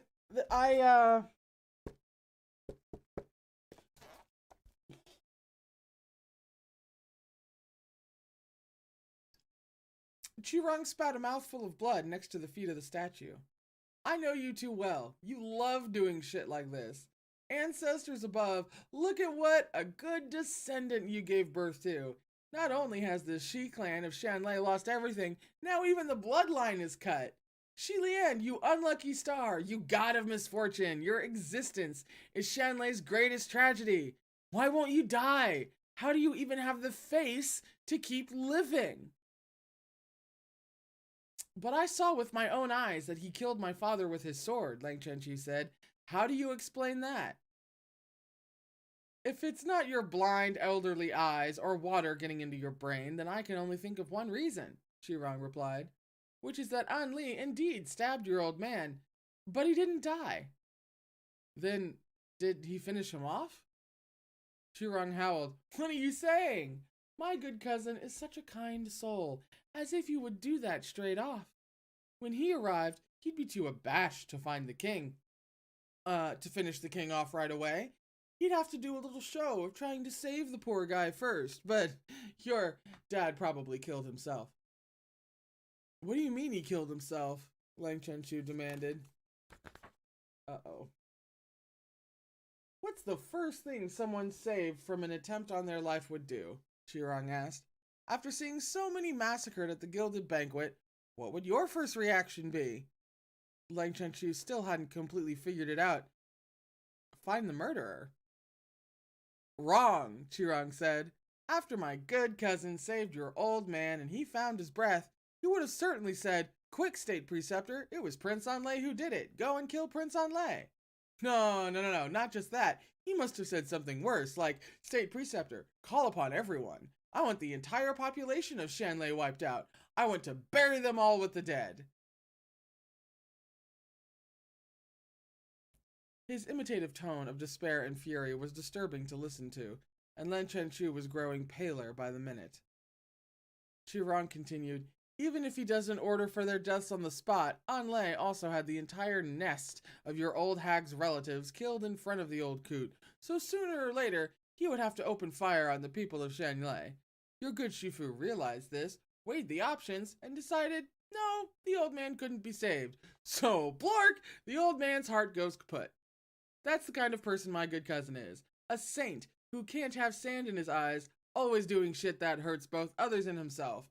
He wants to please both sides, but succeeds with neither. Shirong, you shut your mouth, Shi Lian shouted. Lang Chenchu whipped his head around. Why do you want him to shut up?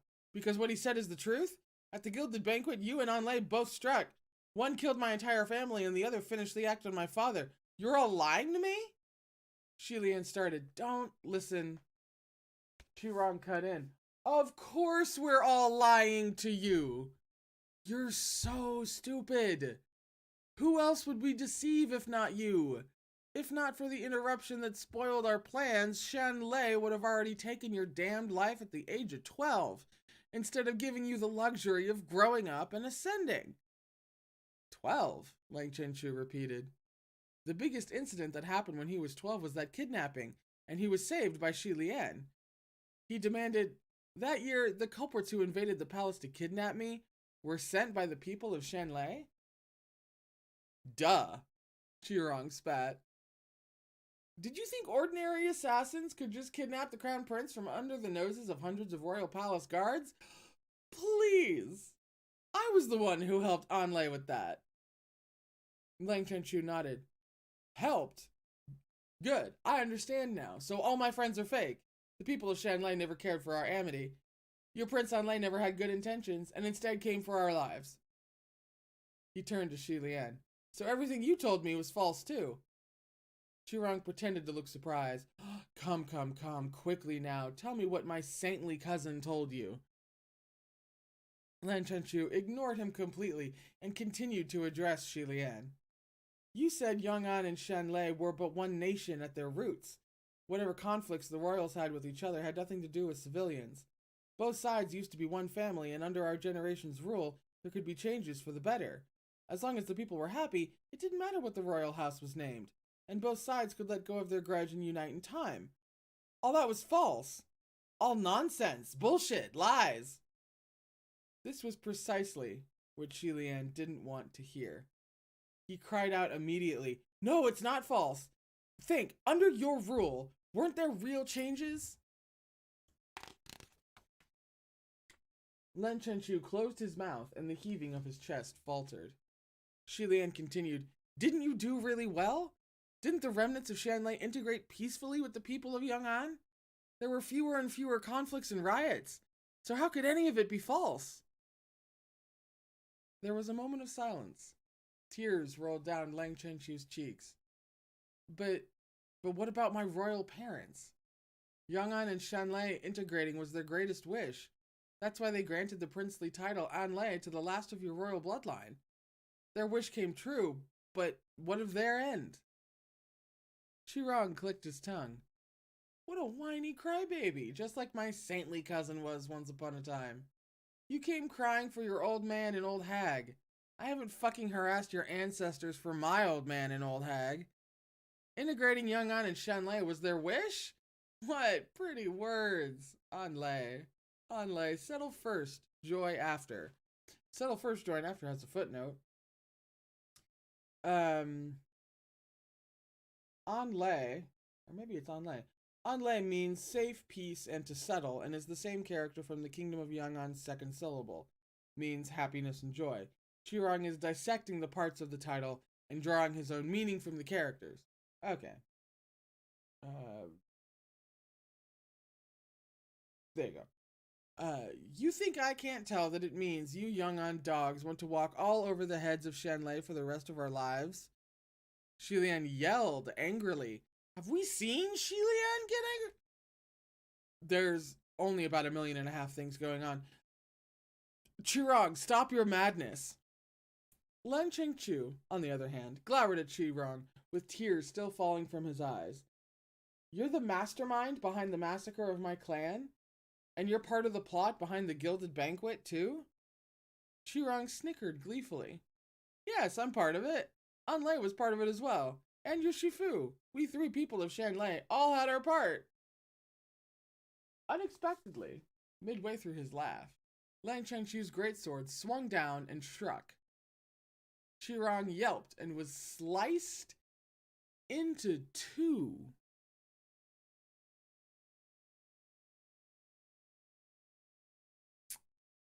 It was an exceedingly gory scene. Both halves of his body writhed and rolled around on the ground, and his upper half cried, "It doesn't hurt, it doesn't hurt, it doesn't hurt one bit. Compared to that punch from Cousin Crown Prince, you're nothing. This is some Joker bullshit." Lan Chenchu didn't say a word, just grabbed him by the head and picked that half up.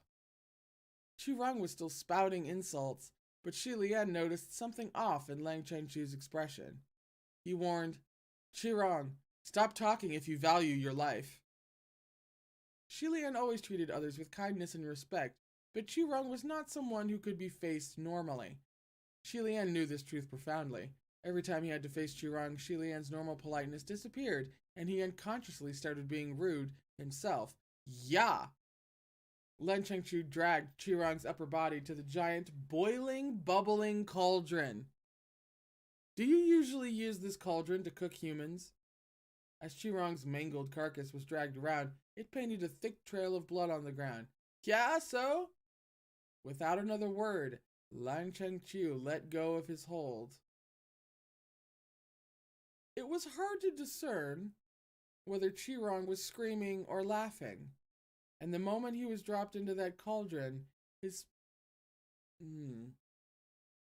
flesh instantly split and burst open from the scalding heat. Shilian had not expected this development. His pupils shrank and he blurted, "Chenchu!" Lang Chenchu responded sharply. "What? How many people has Green Ghost Qirong eaten?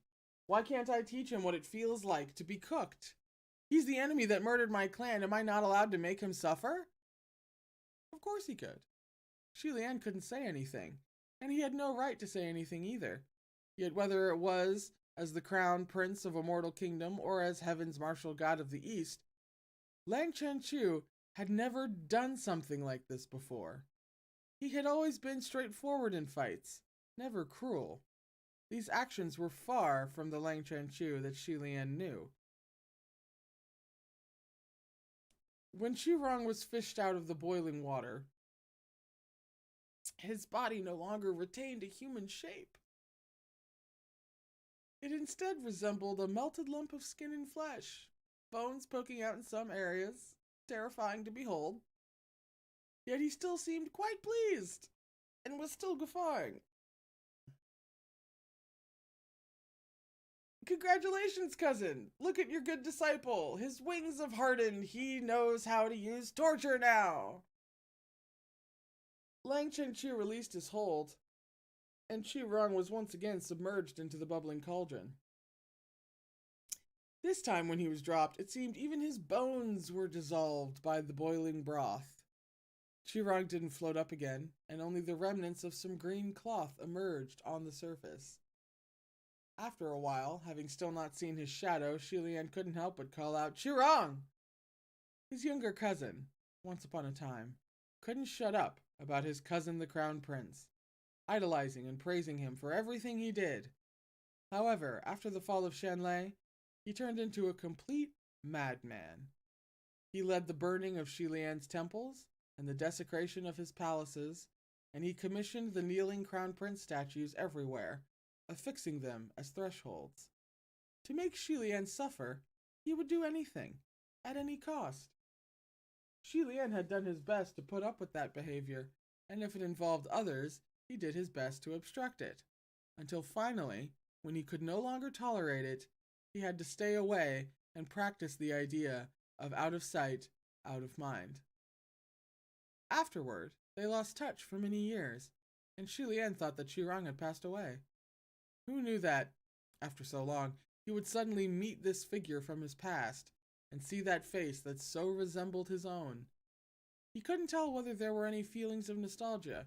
The two of them were the only ones left from the royal house of Shanlei, but they hadn't even been together for long before Chu Rong died before him, cruelly killed by Lang Chanchu, who in the past would refuse to even so much as flog someone.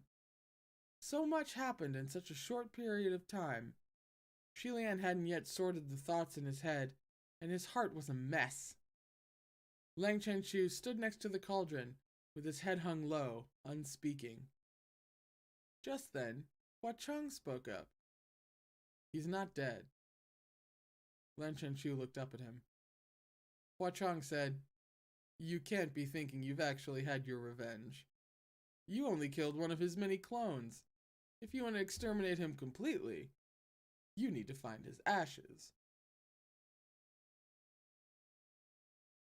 "Thanks for reminding me," Lang Chanchu said coldly. "I will definitely capture him with my own hands and use his ashes to pay my respects to my king father and queen mother. Once that's over, I will come and settle things with you, state preceptor. Don't you dare think about running away again." As soon as he spoke, he gripped his greatsword and struck, slashing the cauldron, then turned abruptly to walk away.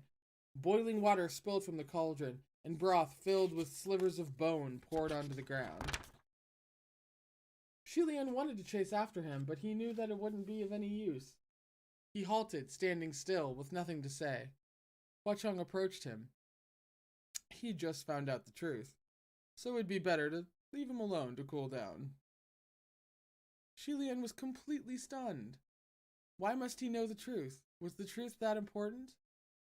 "Very important," Hua Cheng replied. "He needed to know what you did and what you didn't do, and why you had to do it." Shi Lian turned away and said coldly, "What's the use of knowing everything so clearly? Would I be any more blameless if I killed fewer people? Would things be less hard?" Hua Cheng didn't respond. A blaze of anger flared from Shi Lian's chest, and he didn't even know who it was directed at. He blurted, "And what nonsense hardships have I experienced? His Majesty the King had wanted to integrate the two clans. Did I not kill him? Prince Anlei was the last of my family's bloodline. Did I not kill him? I deserve whatever comes to me. Is it so wrong to count everything as my doing? What's there to be afraid of? No matter what comes at me, I can't die. I did this.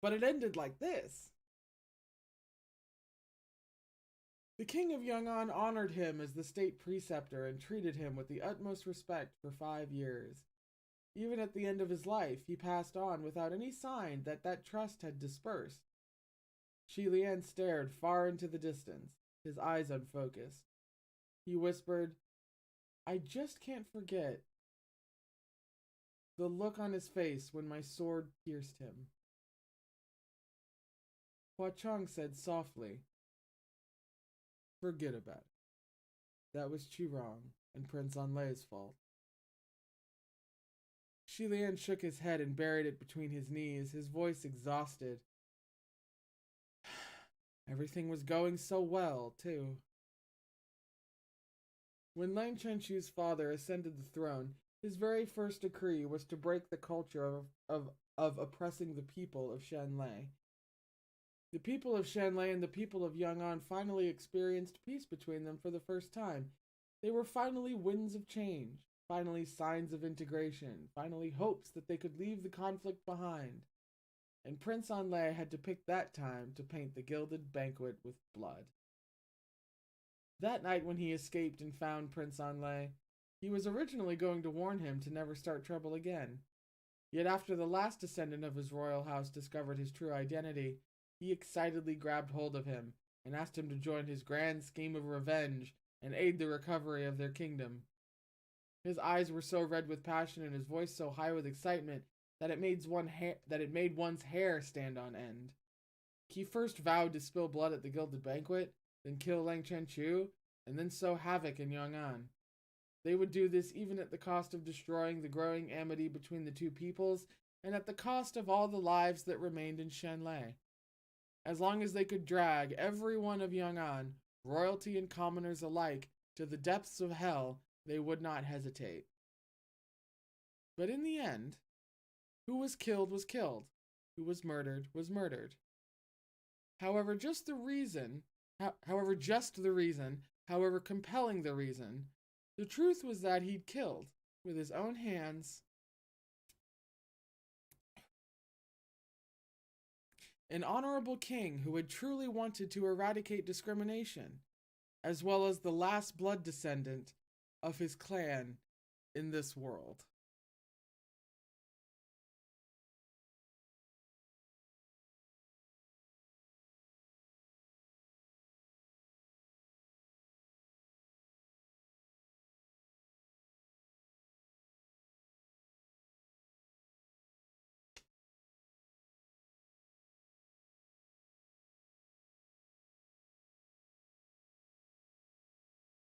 That was the end of the chapter.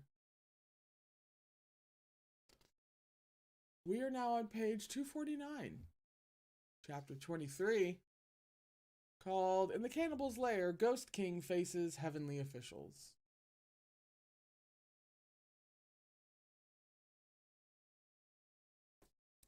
I don't want to talk about it. I don't want to talk about it, and I started a channel about talking about these things. Could not have brought this upon myself anymore.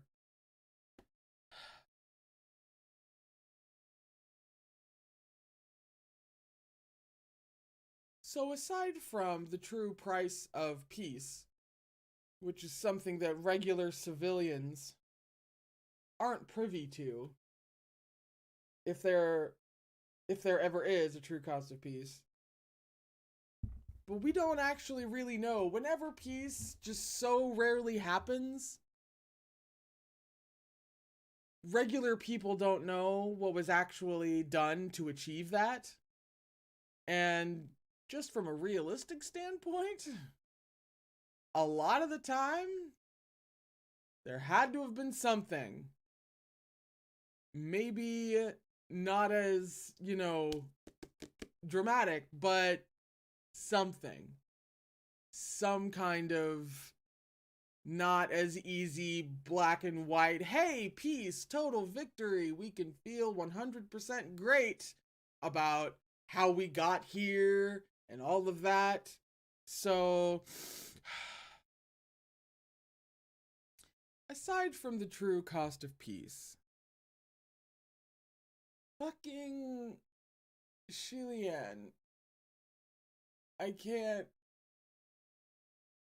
I'm gonna need a second before I can gather my thoughts on Shilian. Other than the fact that very clearly with this past chapter, all three things happened. My love for Huachang, my love for Shilian, and my love for Huachang and Shilian being in love have both increased exponentially. It has now been violently progressed.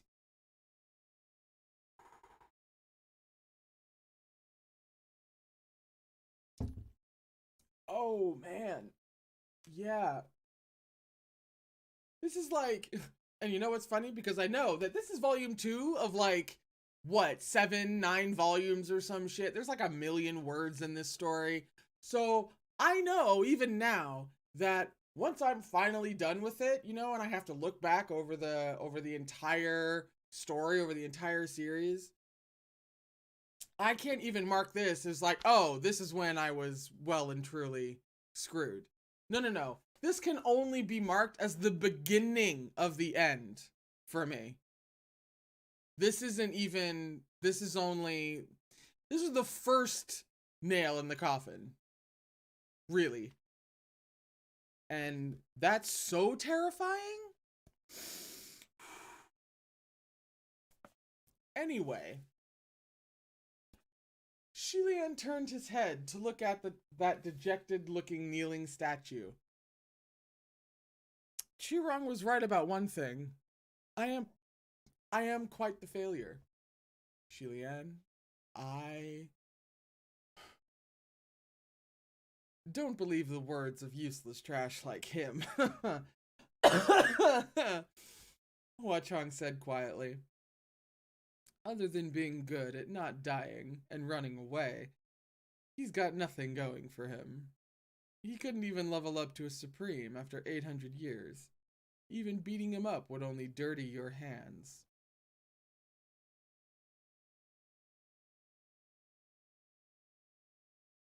I love how Huachang is immediately just like, no, no, no, listen, baby. He ain't shit. He ain't never gonna be shit. Even as he tries to be shit, it ain't never gonna happen. So just like, don't you worry, babe. Don't let him sully your perfection.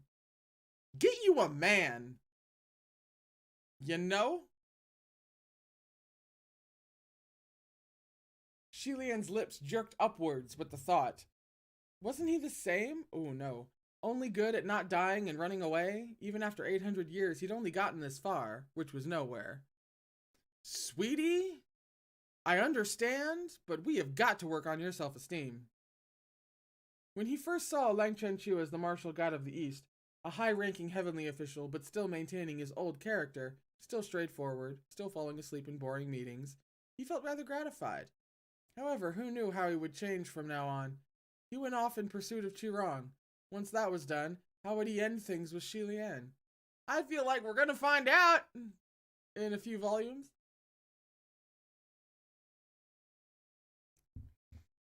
Shilian rose to his feet and slowly walked to the statue. He faced it head on. That face was indeed exactly the same as his own, only it was carved with a sorrowful expression. Its face covered in tears, contorted and scrunched up, extremely ugly. After staring at it for a moment, Shilian sighed and placed his hand on its head, pouring in a powerful pulse of energy. When he removed his hand, 2 long crevices crawled over the cheeks of the statue, and soon after, the crying face broke apart. The statue collapsed and crumbled into innumerable small rocks and fell to the ground, never to be restored. When Shilian turned around again, his usual gentle, serene expression had returned.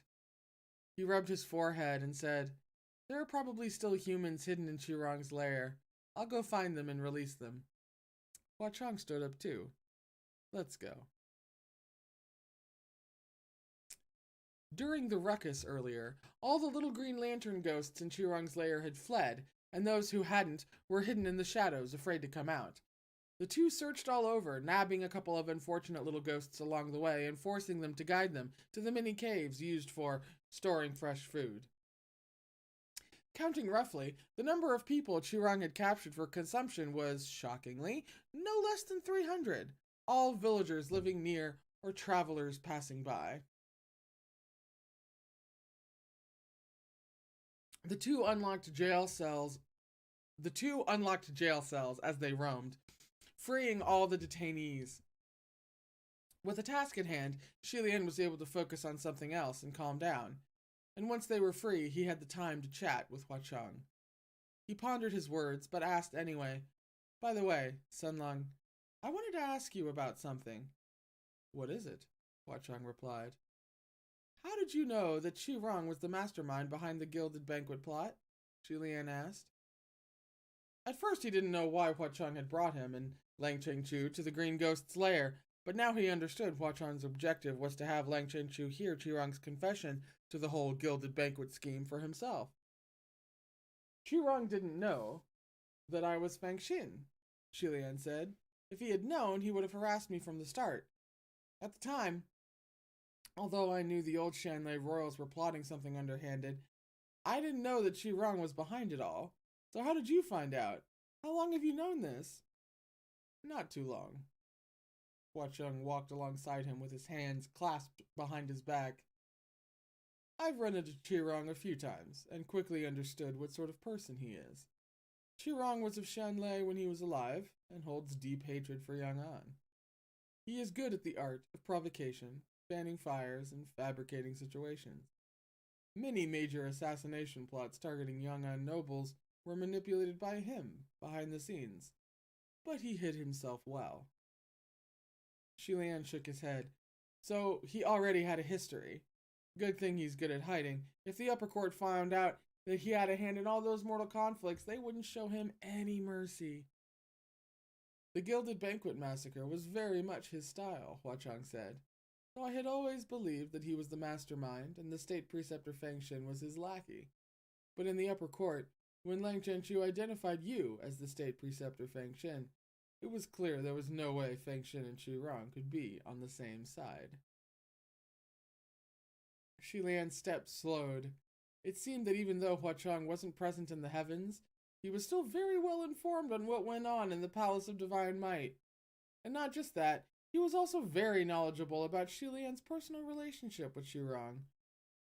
Huachang continued, "Nevertheless, I still lean toward Chirang as the mastermind, or at least the one who started the whole thing. Ordinary Shanlei descendants received tremendous improvements to their lives after Lang Chengchu's father ascended the throne, and they no longer thought of avenging their fallen kingdom like they had in the past. The only ones who couldn't let go would be the royal family of Shanlei. At the time, the sole remaining descendant was Prince Anlei. If Chirang wanted to instigate anyone into starting anything, it would have been him.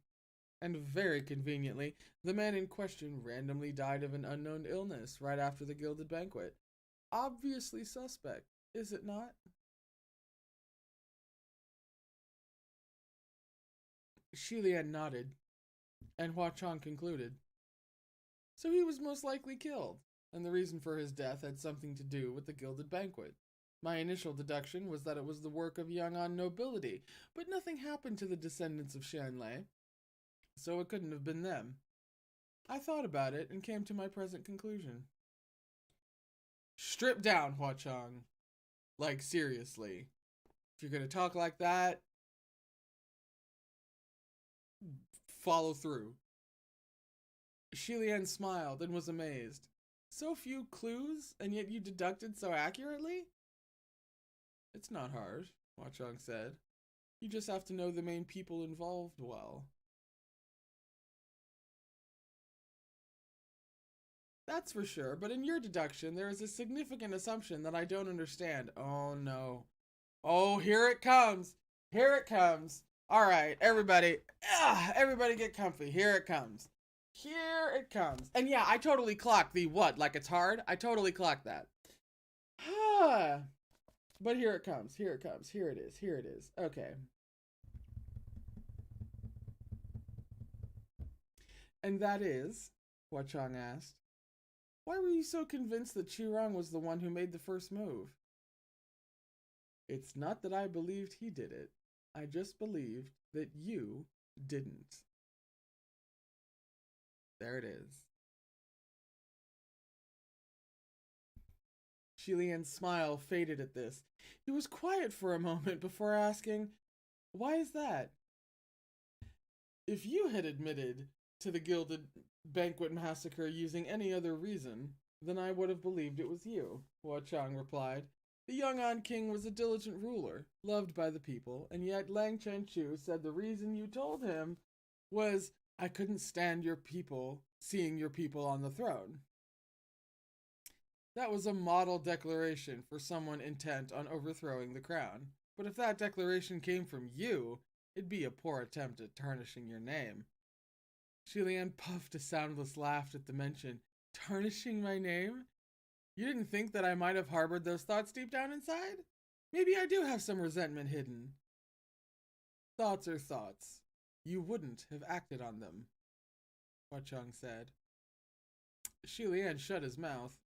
After a moment, he said, Senlong, I'm not the person you think I am. You... Xilian closed his eyes and shook his head, as if unsure whether to continue. Hua Chang urged, Tell me, it's fine.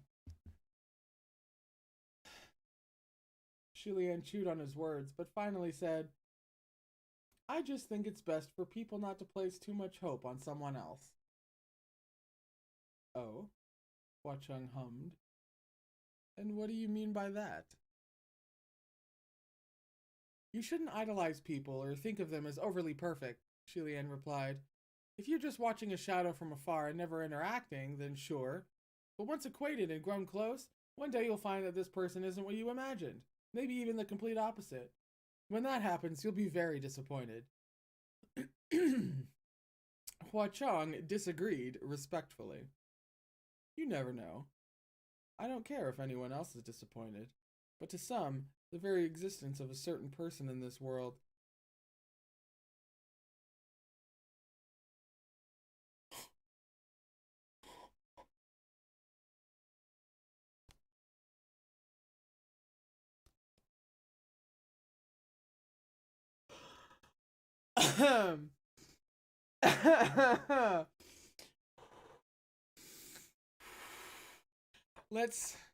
Let's try that again.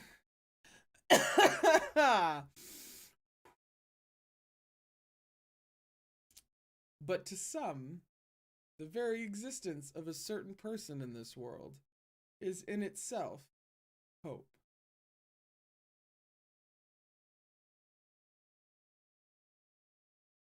Xilian, if you aren't on your back with your legs in the air, I swear to fucking God. Although he didn't specify who some were or who a certain person was. And though his tone was plain and casual, like he was making an offhand comment, Xilian's heart suddenly lifted and he felt light. Yeah. On your back, legs in the air. Let's go. He paused in his step and couldn't speak for a long time. A moment later, he suddenly asked, Senlong, who are you really? Hua Chang stopped too, and he turned his head to look at him. Xilian looked him squarely in his eye and asked seriously, You knew who Qirong was and his background. You knew who I was and how to paint the God-pleasing crown prince. You seem to know everything about me. You know a lot, maybe even more than you let on. Hua Chang arched his brows. Don't I always know a lot? Fucking hot boy shit. Xilian shook his head. It's not the same. His left hand held his right elbow while his right hand propped up his chin. He looked at Hua Chang in wonder. I've always had the feeling that you're someone from... hang on. Hang on! Stop! I've always had the feeling that you're someone from my past and that you must have known me from very early on. Maybe it was during my first ascension. No, maybe even earlier. Yet I really don't remember. When have I ever met a character like you? Someone like Hua Chang would be unforgettable from the first meeting, if Xilian does say so. himself. Shi Lian had never bashed his head in and lost his memory, so if they had met, there was no reason he wouldn't remember. Shut the fuck up right now. Shi Lian gazed at him, fixated and somewhat bemused. Who are you exactly? Have I met you before? I'm gonna fucking lose it. Hua Chang didn't answer, but his lips lifted softly. Shi Lian immediately returned to his senses and realized that his questions were extremely inappropriate. Don't you fucking dare. Start now. A ghost's real name was usually a secret. Not counting unfathomably abnormal cases like Qirong, a ghost usually wouldn't tell it to anyone. Shi Lian hurriedly said, I'm sorry, don't mind me. I was just asking. You don't have to answer me. Who you are doesn't matter. Yeah, it does, apparently! Just then, Hua Chang's eyes squinted. Shi Lian sensed something as well and looked back. No! From nearby in the caves behind them came the sound of noisy chatter and the clear, loud voice of a woman. Don't interrupt me now! I don't have anything I can hit! It'll be too loud and hurt the microphone! There! God!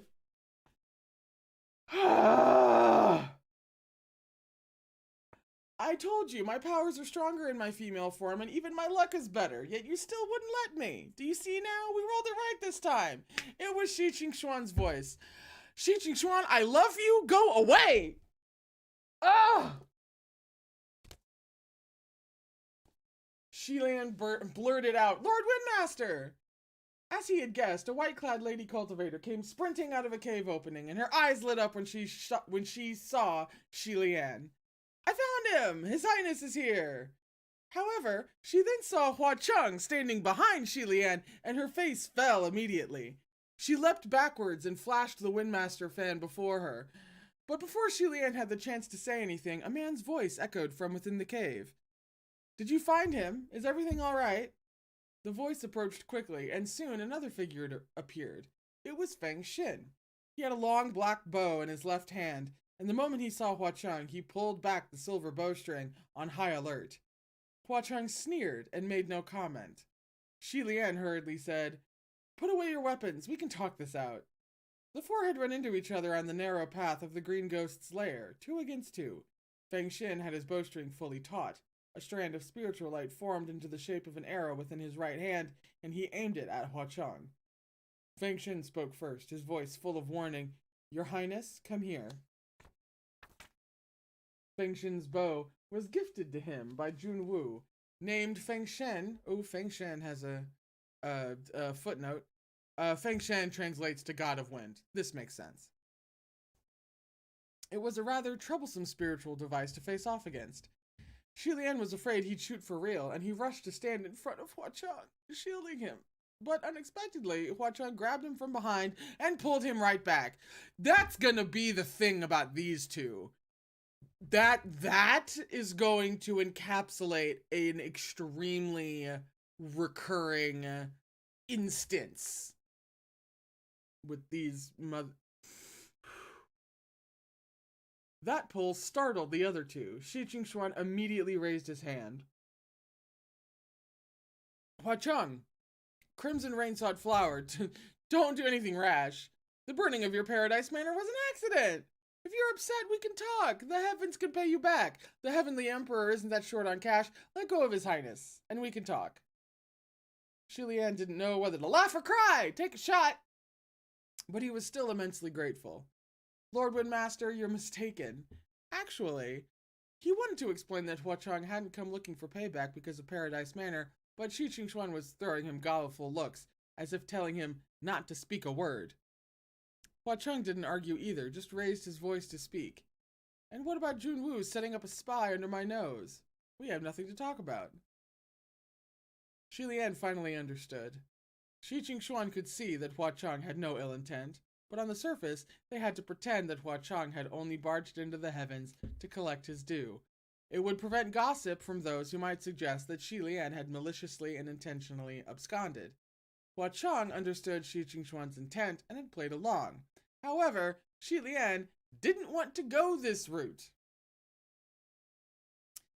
All right, stop acting. He only came to the heavens to save me. Sanlong had good intentions, so why conceal them? No more acting, Shi Qingxuan agreed. I already sent those 2 exchanges to the communication array. You don't understand. No matter how good the intentions, word always ends up negative once they've been passed around enough. Ooh. No matter how good the intentions, words always end up negative once they've been passed around enough. Oh, shit. They might as well be negative from the start. You get it, Huachong commented. Of course. Otherwise, how could I, the Lord Windmaster, be so popular in the heavens? Shi Qingxuan preened. General Nanyang, lower your bow. However, Feng Xin still had his bow pulled at almost full strength, holding his breath and not saying a word. Shi Qingxuan smacked him. Put it down! Can't you see they're close? Nothing bad's gonna happen. Lord Windmaster knows. He knows. He's the McCoy. Feng Xin said in a dark voice, Your Highness, the one next to you is a supreme. Seeing that he wouldn't drop his hostility, nor his bow, Shi Qingxuan suddenly threw herself into his arm. Instantly, Feng Xin's face paled, worse than if he'd seen a ghost by a millionfold. He screamed, and the shaft of the spiritual arrow dissipated powerlessly like a cloud. Face aghast, he opened his mouth, and a long string of loud curses came out, ending with a distressed cry. What the fuck? What are you doing? Turned out, Shi Qingxuan had used her bosoms to ram into the arm holding the arrow. By the looks of it, that blow had thoroughly terrified Feng Xin. Shi Qingxuan swung her whisk back, elegantly carefree, looking as if she hadn't just done anything indecent.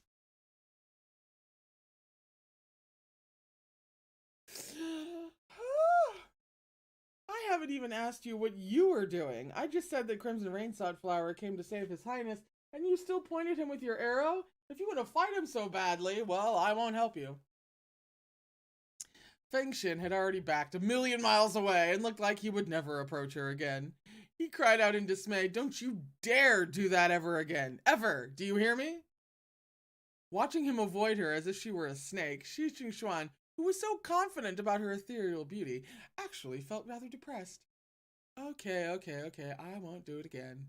It's not like you suffered any loss, so what's with that reaction?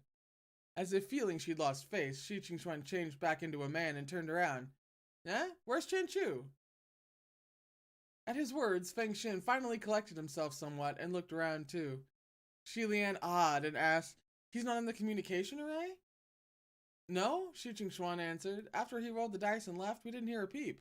I asked him multiple times what the correct roll was, but he never replied. Before, when I talked to Chen Chu, he'd always respond really fast. Not just to me, but to any officials regardless of their rank. So weird. Shi Lian let out a soft sigh. His Highness Taihua has left to chase after Shirong. The other two were taken aback. Shirong? Yeah, this place is Shirong's lair, Shi Lian sighed. In any case, Feng Xin cut in. Wait. Why is His Highness Taihua pursuing Shirong? Didn't he come chasing after you? No reason, Huachong answered from behind. He's simply chasing the true culprit behind the Gilded Banquet massacre. The only thing His Highness did was clean up the mess that murderer left. Lang Chanchu found out the truth and went chasing after the real culprit. That's all. Feng Xin was shocked. The real culprit? Is this true? Shi Lian didn't think he could explain it all again. And he certainly couldn't explain the complex details clearly in a rush anyway, so he just shook his head. It's not that simple. I'll explain more when we get back. Shi Qingxuan, although ignorant of the full story, was joyous. I knew there was a misunderstanding in all this. I've got such a godly premonition. Now, even if you return, you won't be detained. Good, Feng Xin said too, looking greatly relieved. He put away his bow, and the wariness he had shown also significantly decreased. Huachong, on the other hand, only snorted coldly. Did you know, Shi Lian asked Feng Xin, that Shirong is that Shirong? Feng Xin asked, Which Shirong? Who? Then he gave a startle. The one we knew? So you didn't realize it was him either, Shi Lian remarked. Feng Xin's face went dark. No, I've never run into the Green Ghost himself, and had always assumed the name was just a coincidence. What kind of dumbass would run around flaunting his real name? That's crazy. But the moment the words left his mouth, he instantly remembered that Shirong was indeed crazy. His eyes met Shi Lian's, and both fell silent in mutual understanding. Since long before the two ascended, Feng Xin had despised Shirong. Shirong was the son of the younger sister of Shi Lian's mother, the last queen of Shanlei.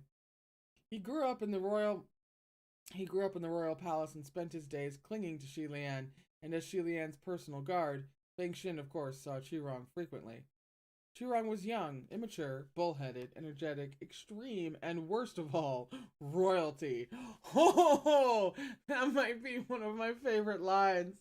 Shirong was young, immature, bullheaded, energetic, extreme, and worst of all, royalty. That's so good. I really should have been writing down other lines before this, but damn. Damn.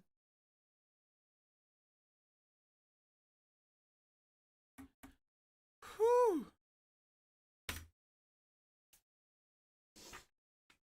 Thus, no one had dared to educate or discipline him, and it was easy to imagine just how lawless he became. The words that always used to hang upon his lips were, "My cousin the crown prince is perfect. My cousin something something." If anyone was even remotely disrespectful to Shi Lian or gave him a sliver of a problem, it didn't matter who it was, Shirong would surely bag that person with a sack and beat them until they shat themselves. In his mind, there was never any care or respect for the old or young. There was even an incident where Shi Lian saved a child, not even 10 years of age, from Shirong's clutches. The poor boy had been beaten to a bloody pulp, miserable to the bone, yet Shi Lian was sympathetic to Chiron's circumstances, plus he was genuinely on Shi Lian's side, so even Shi Lian never disciplined him physically. But if it was only lectures awaiting him, Chirong wouldn't change no matter how many times he was scolded. He was truly a headache. No shit. Feng Xin was a much more straightforward person, abrasive in his speech and not as patient as Shi Lian. Thus, he was constantly in dispute with Chirong or disobeying his commands. Because of that, Chirong also despised him, and would always come up with new ways to get him in trouble, such as ordering him to run unreasonable errands. After Shi Lian ascended, Chirong became even more preposterous. For example, if anyone spat before the palace of the crown prince, he would try to force burning hot coal down their throat. Feng Xin had to descend frequently to clean up after him and prevent him from going too far. Truly aggravating. He'd always tell Shi Lian, Chirong is ill in the head, and he's gonna incite chaos one day. If that's really him, then it's no surprise that he did it, Feng Xin said.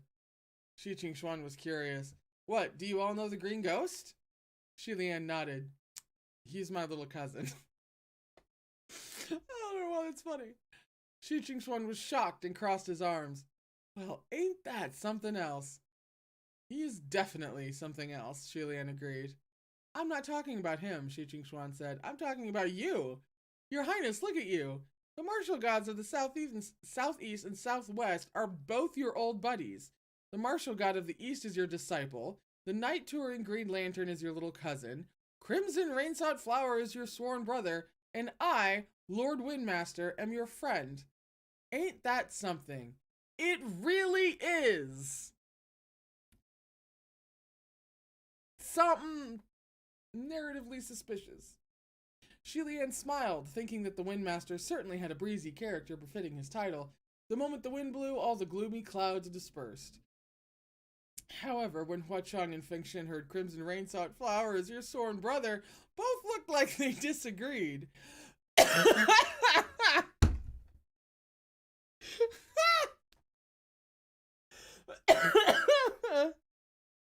Huacheng raised his brows and Feng Xin knitted his. That's so good.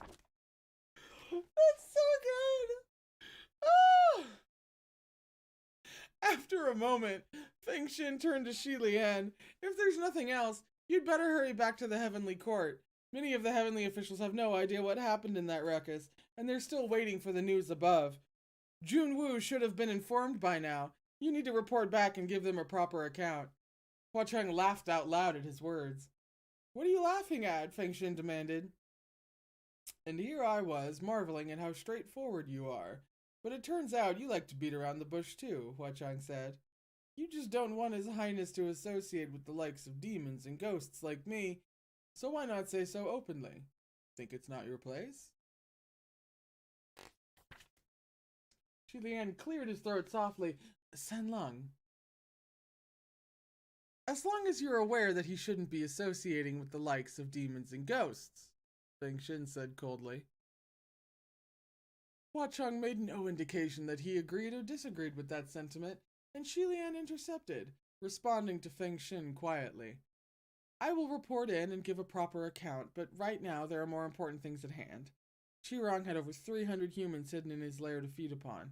Thanks to Sanlung's help, they were all saved. There are currently a number of little ghosts left that still need to be taken care of. I will return to the heavens as soon as that's done.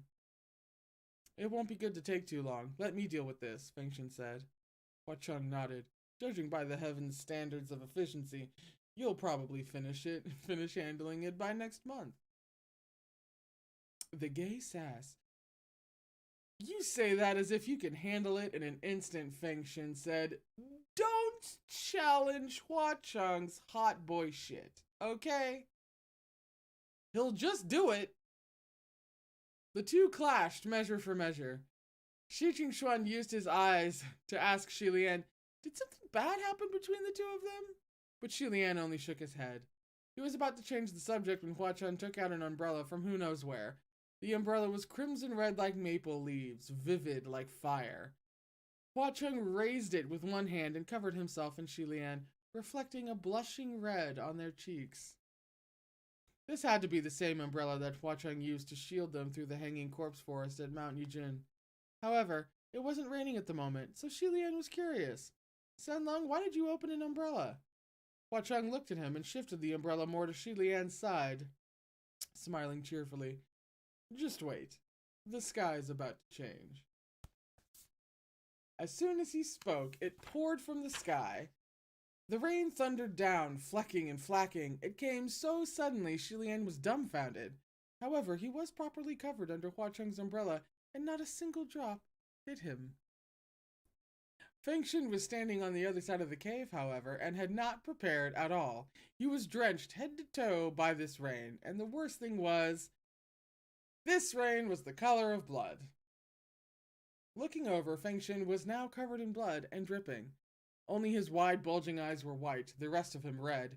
Shi Qingxuan was conveniently standing in the interior of another cave, so he wasn't affected, but his eyes were also wide with shock.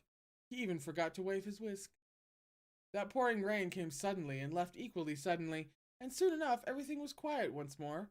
It took Feng Xin some time to recover. He wiped at his face, but it was still smeared with red, his attempt useless. What? Shilian's mouth was agape. Hua Cheng closed the umbrella and laughed. An instant. How's that?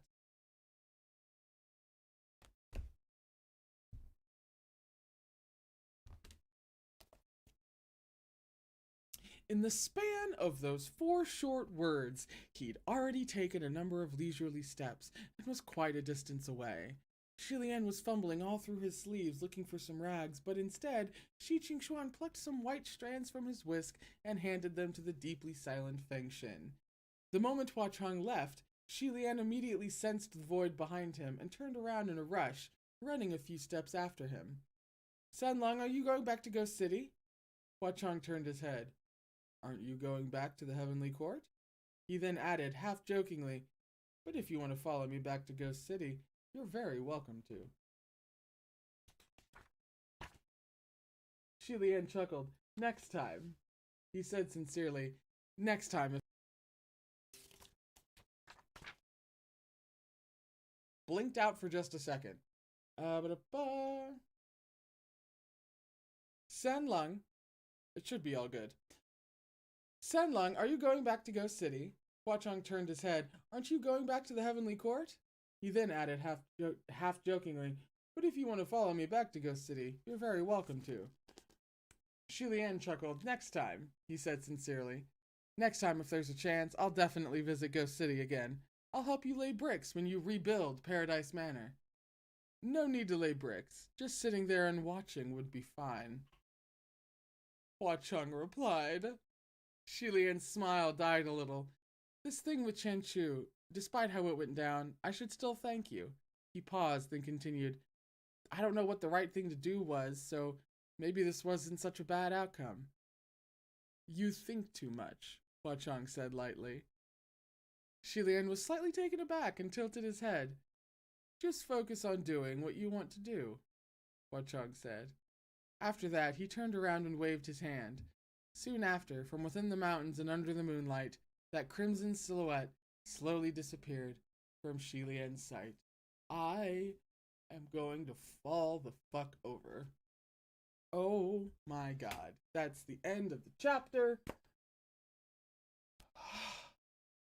Next week, we'll pick up on number 24, chapter 24. Oh my god.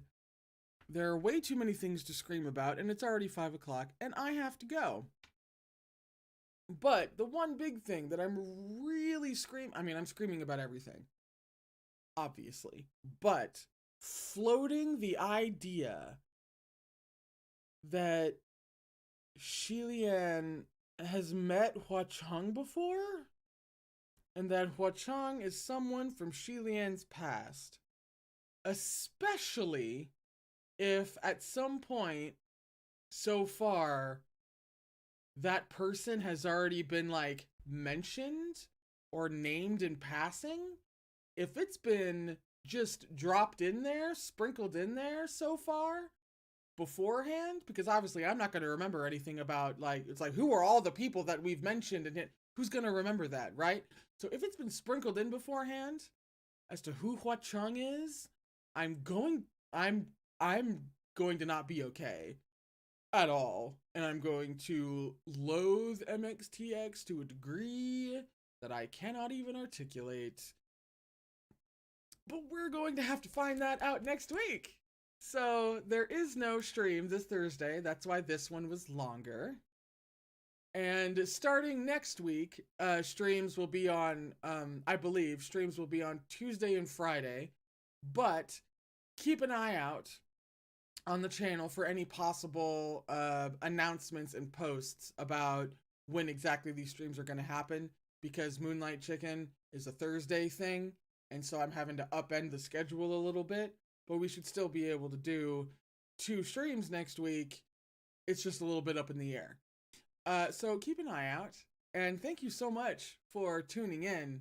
I'm feral at this point, and I will see you guys most definitely next week to keep reading. Alrighty, you guys, take care of yourselves, and I will see you very soon for more Heaven Official's Blessing.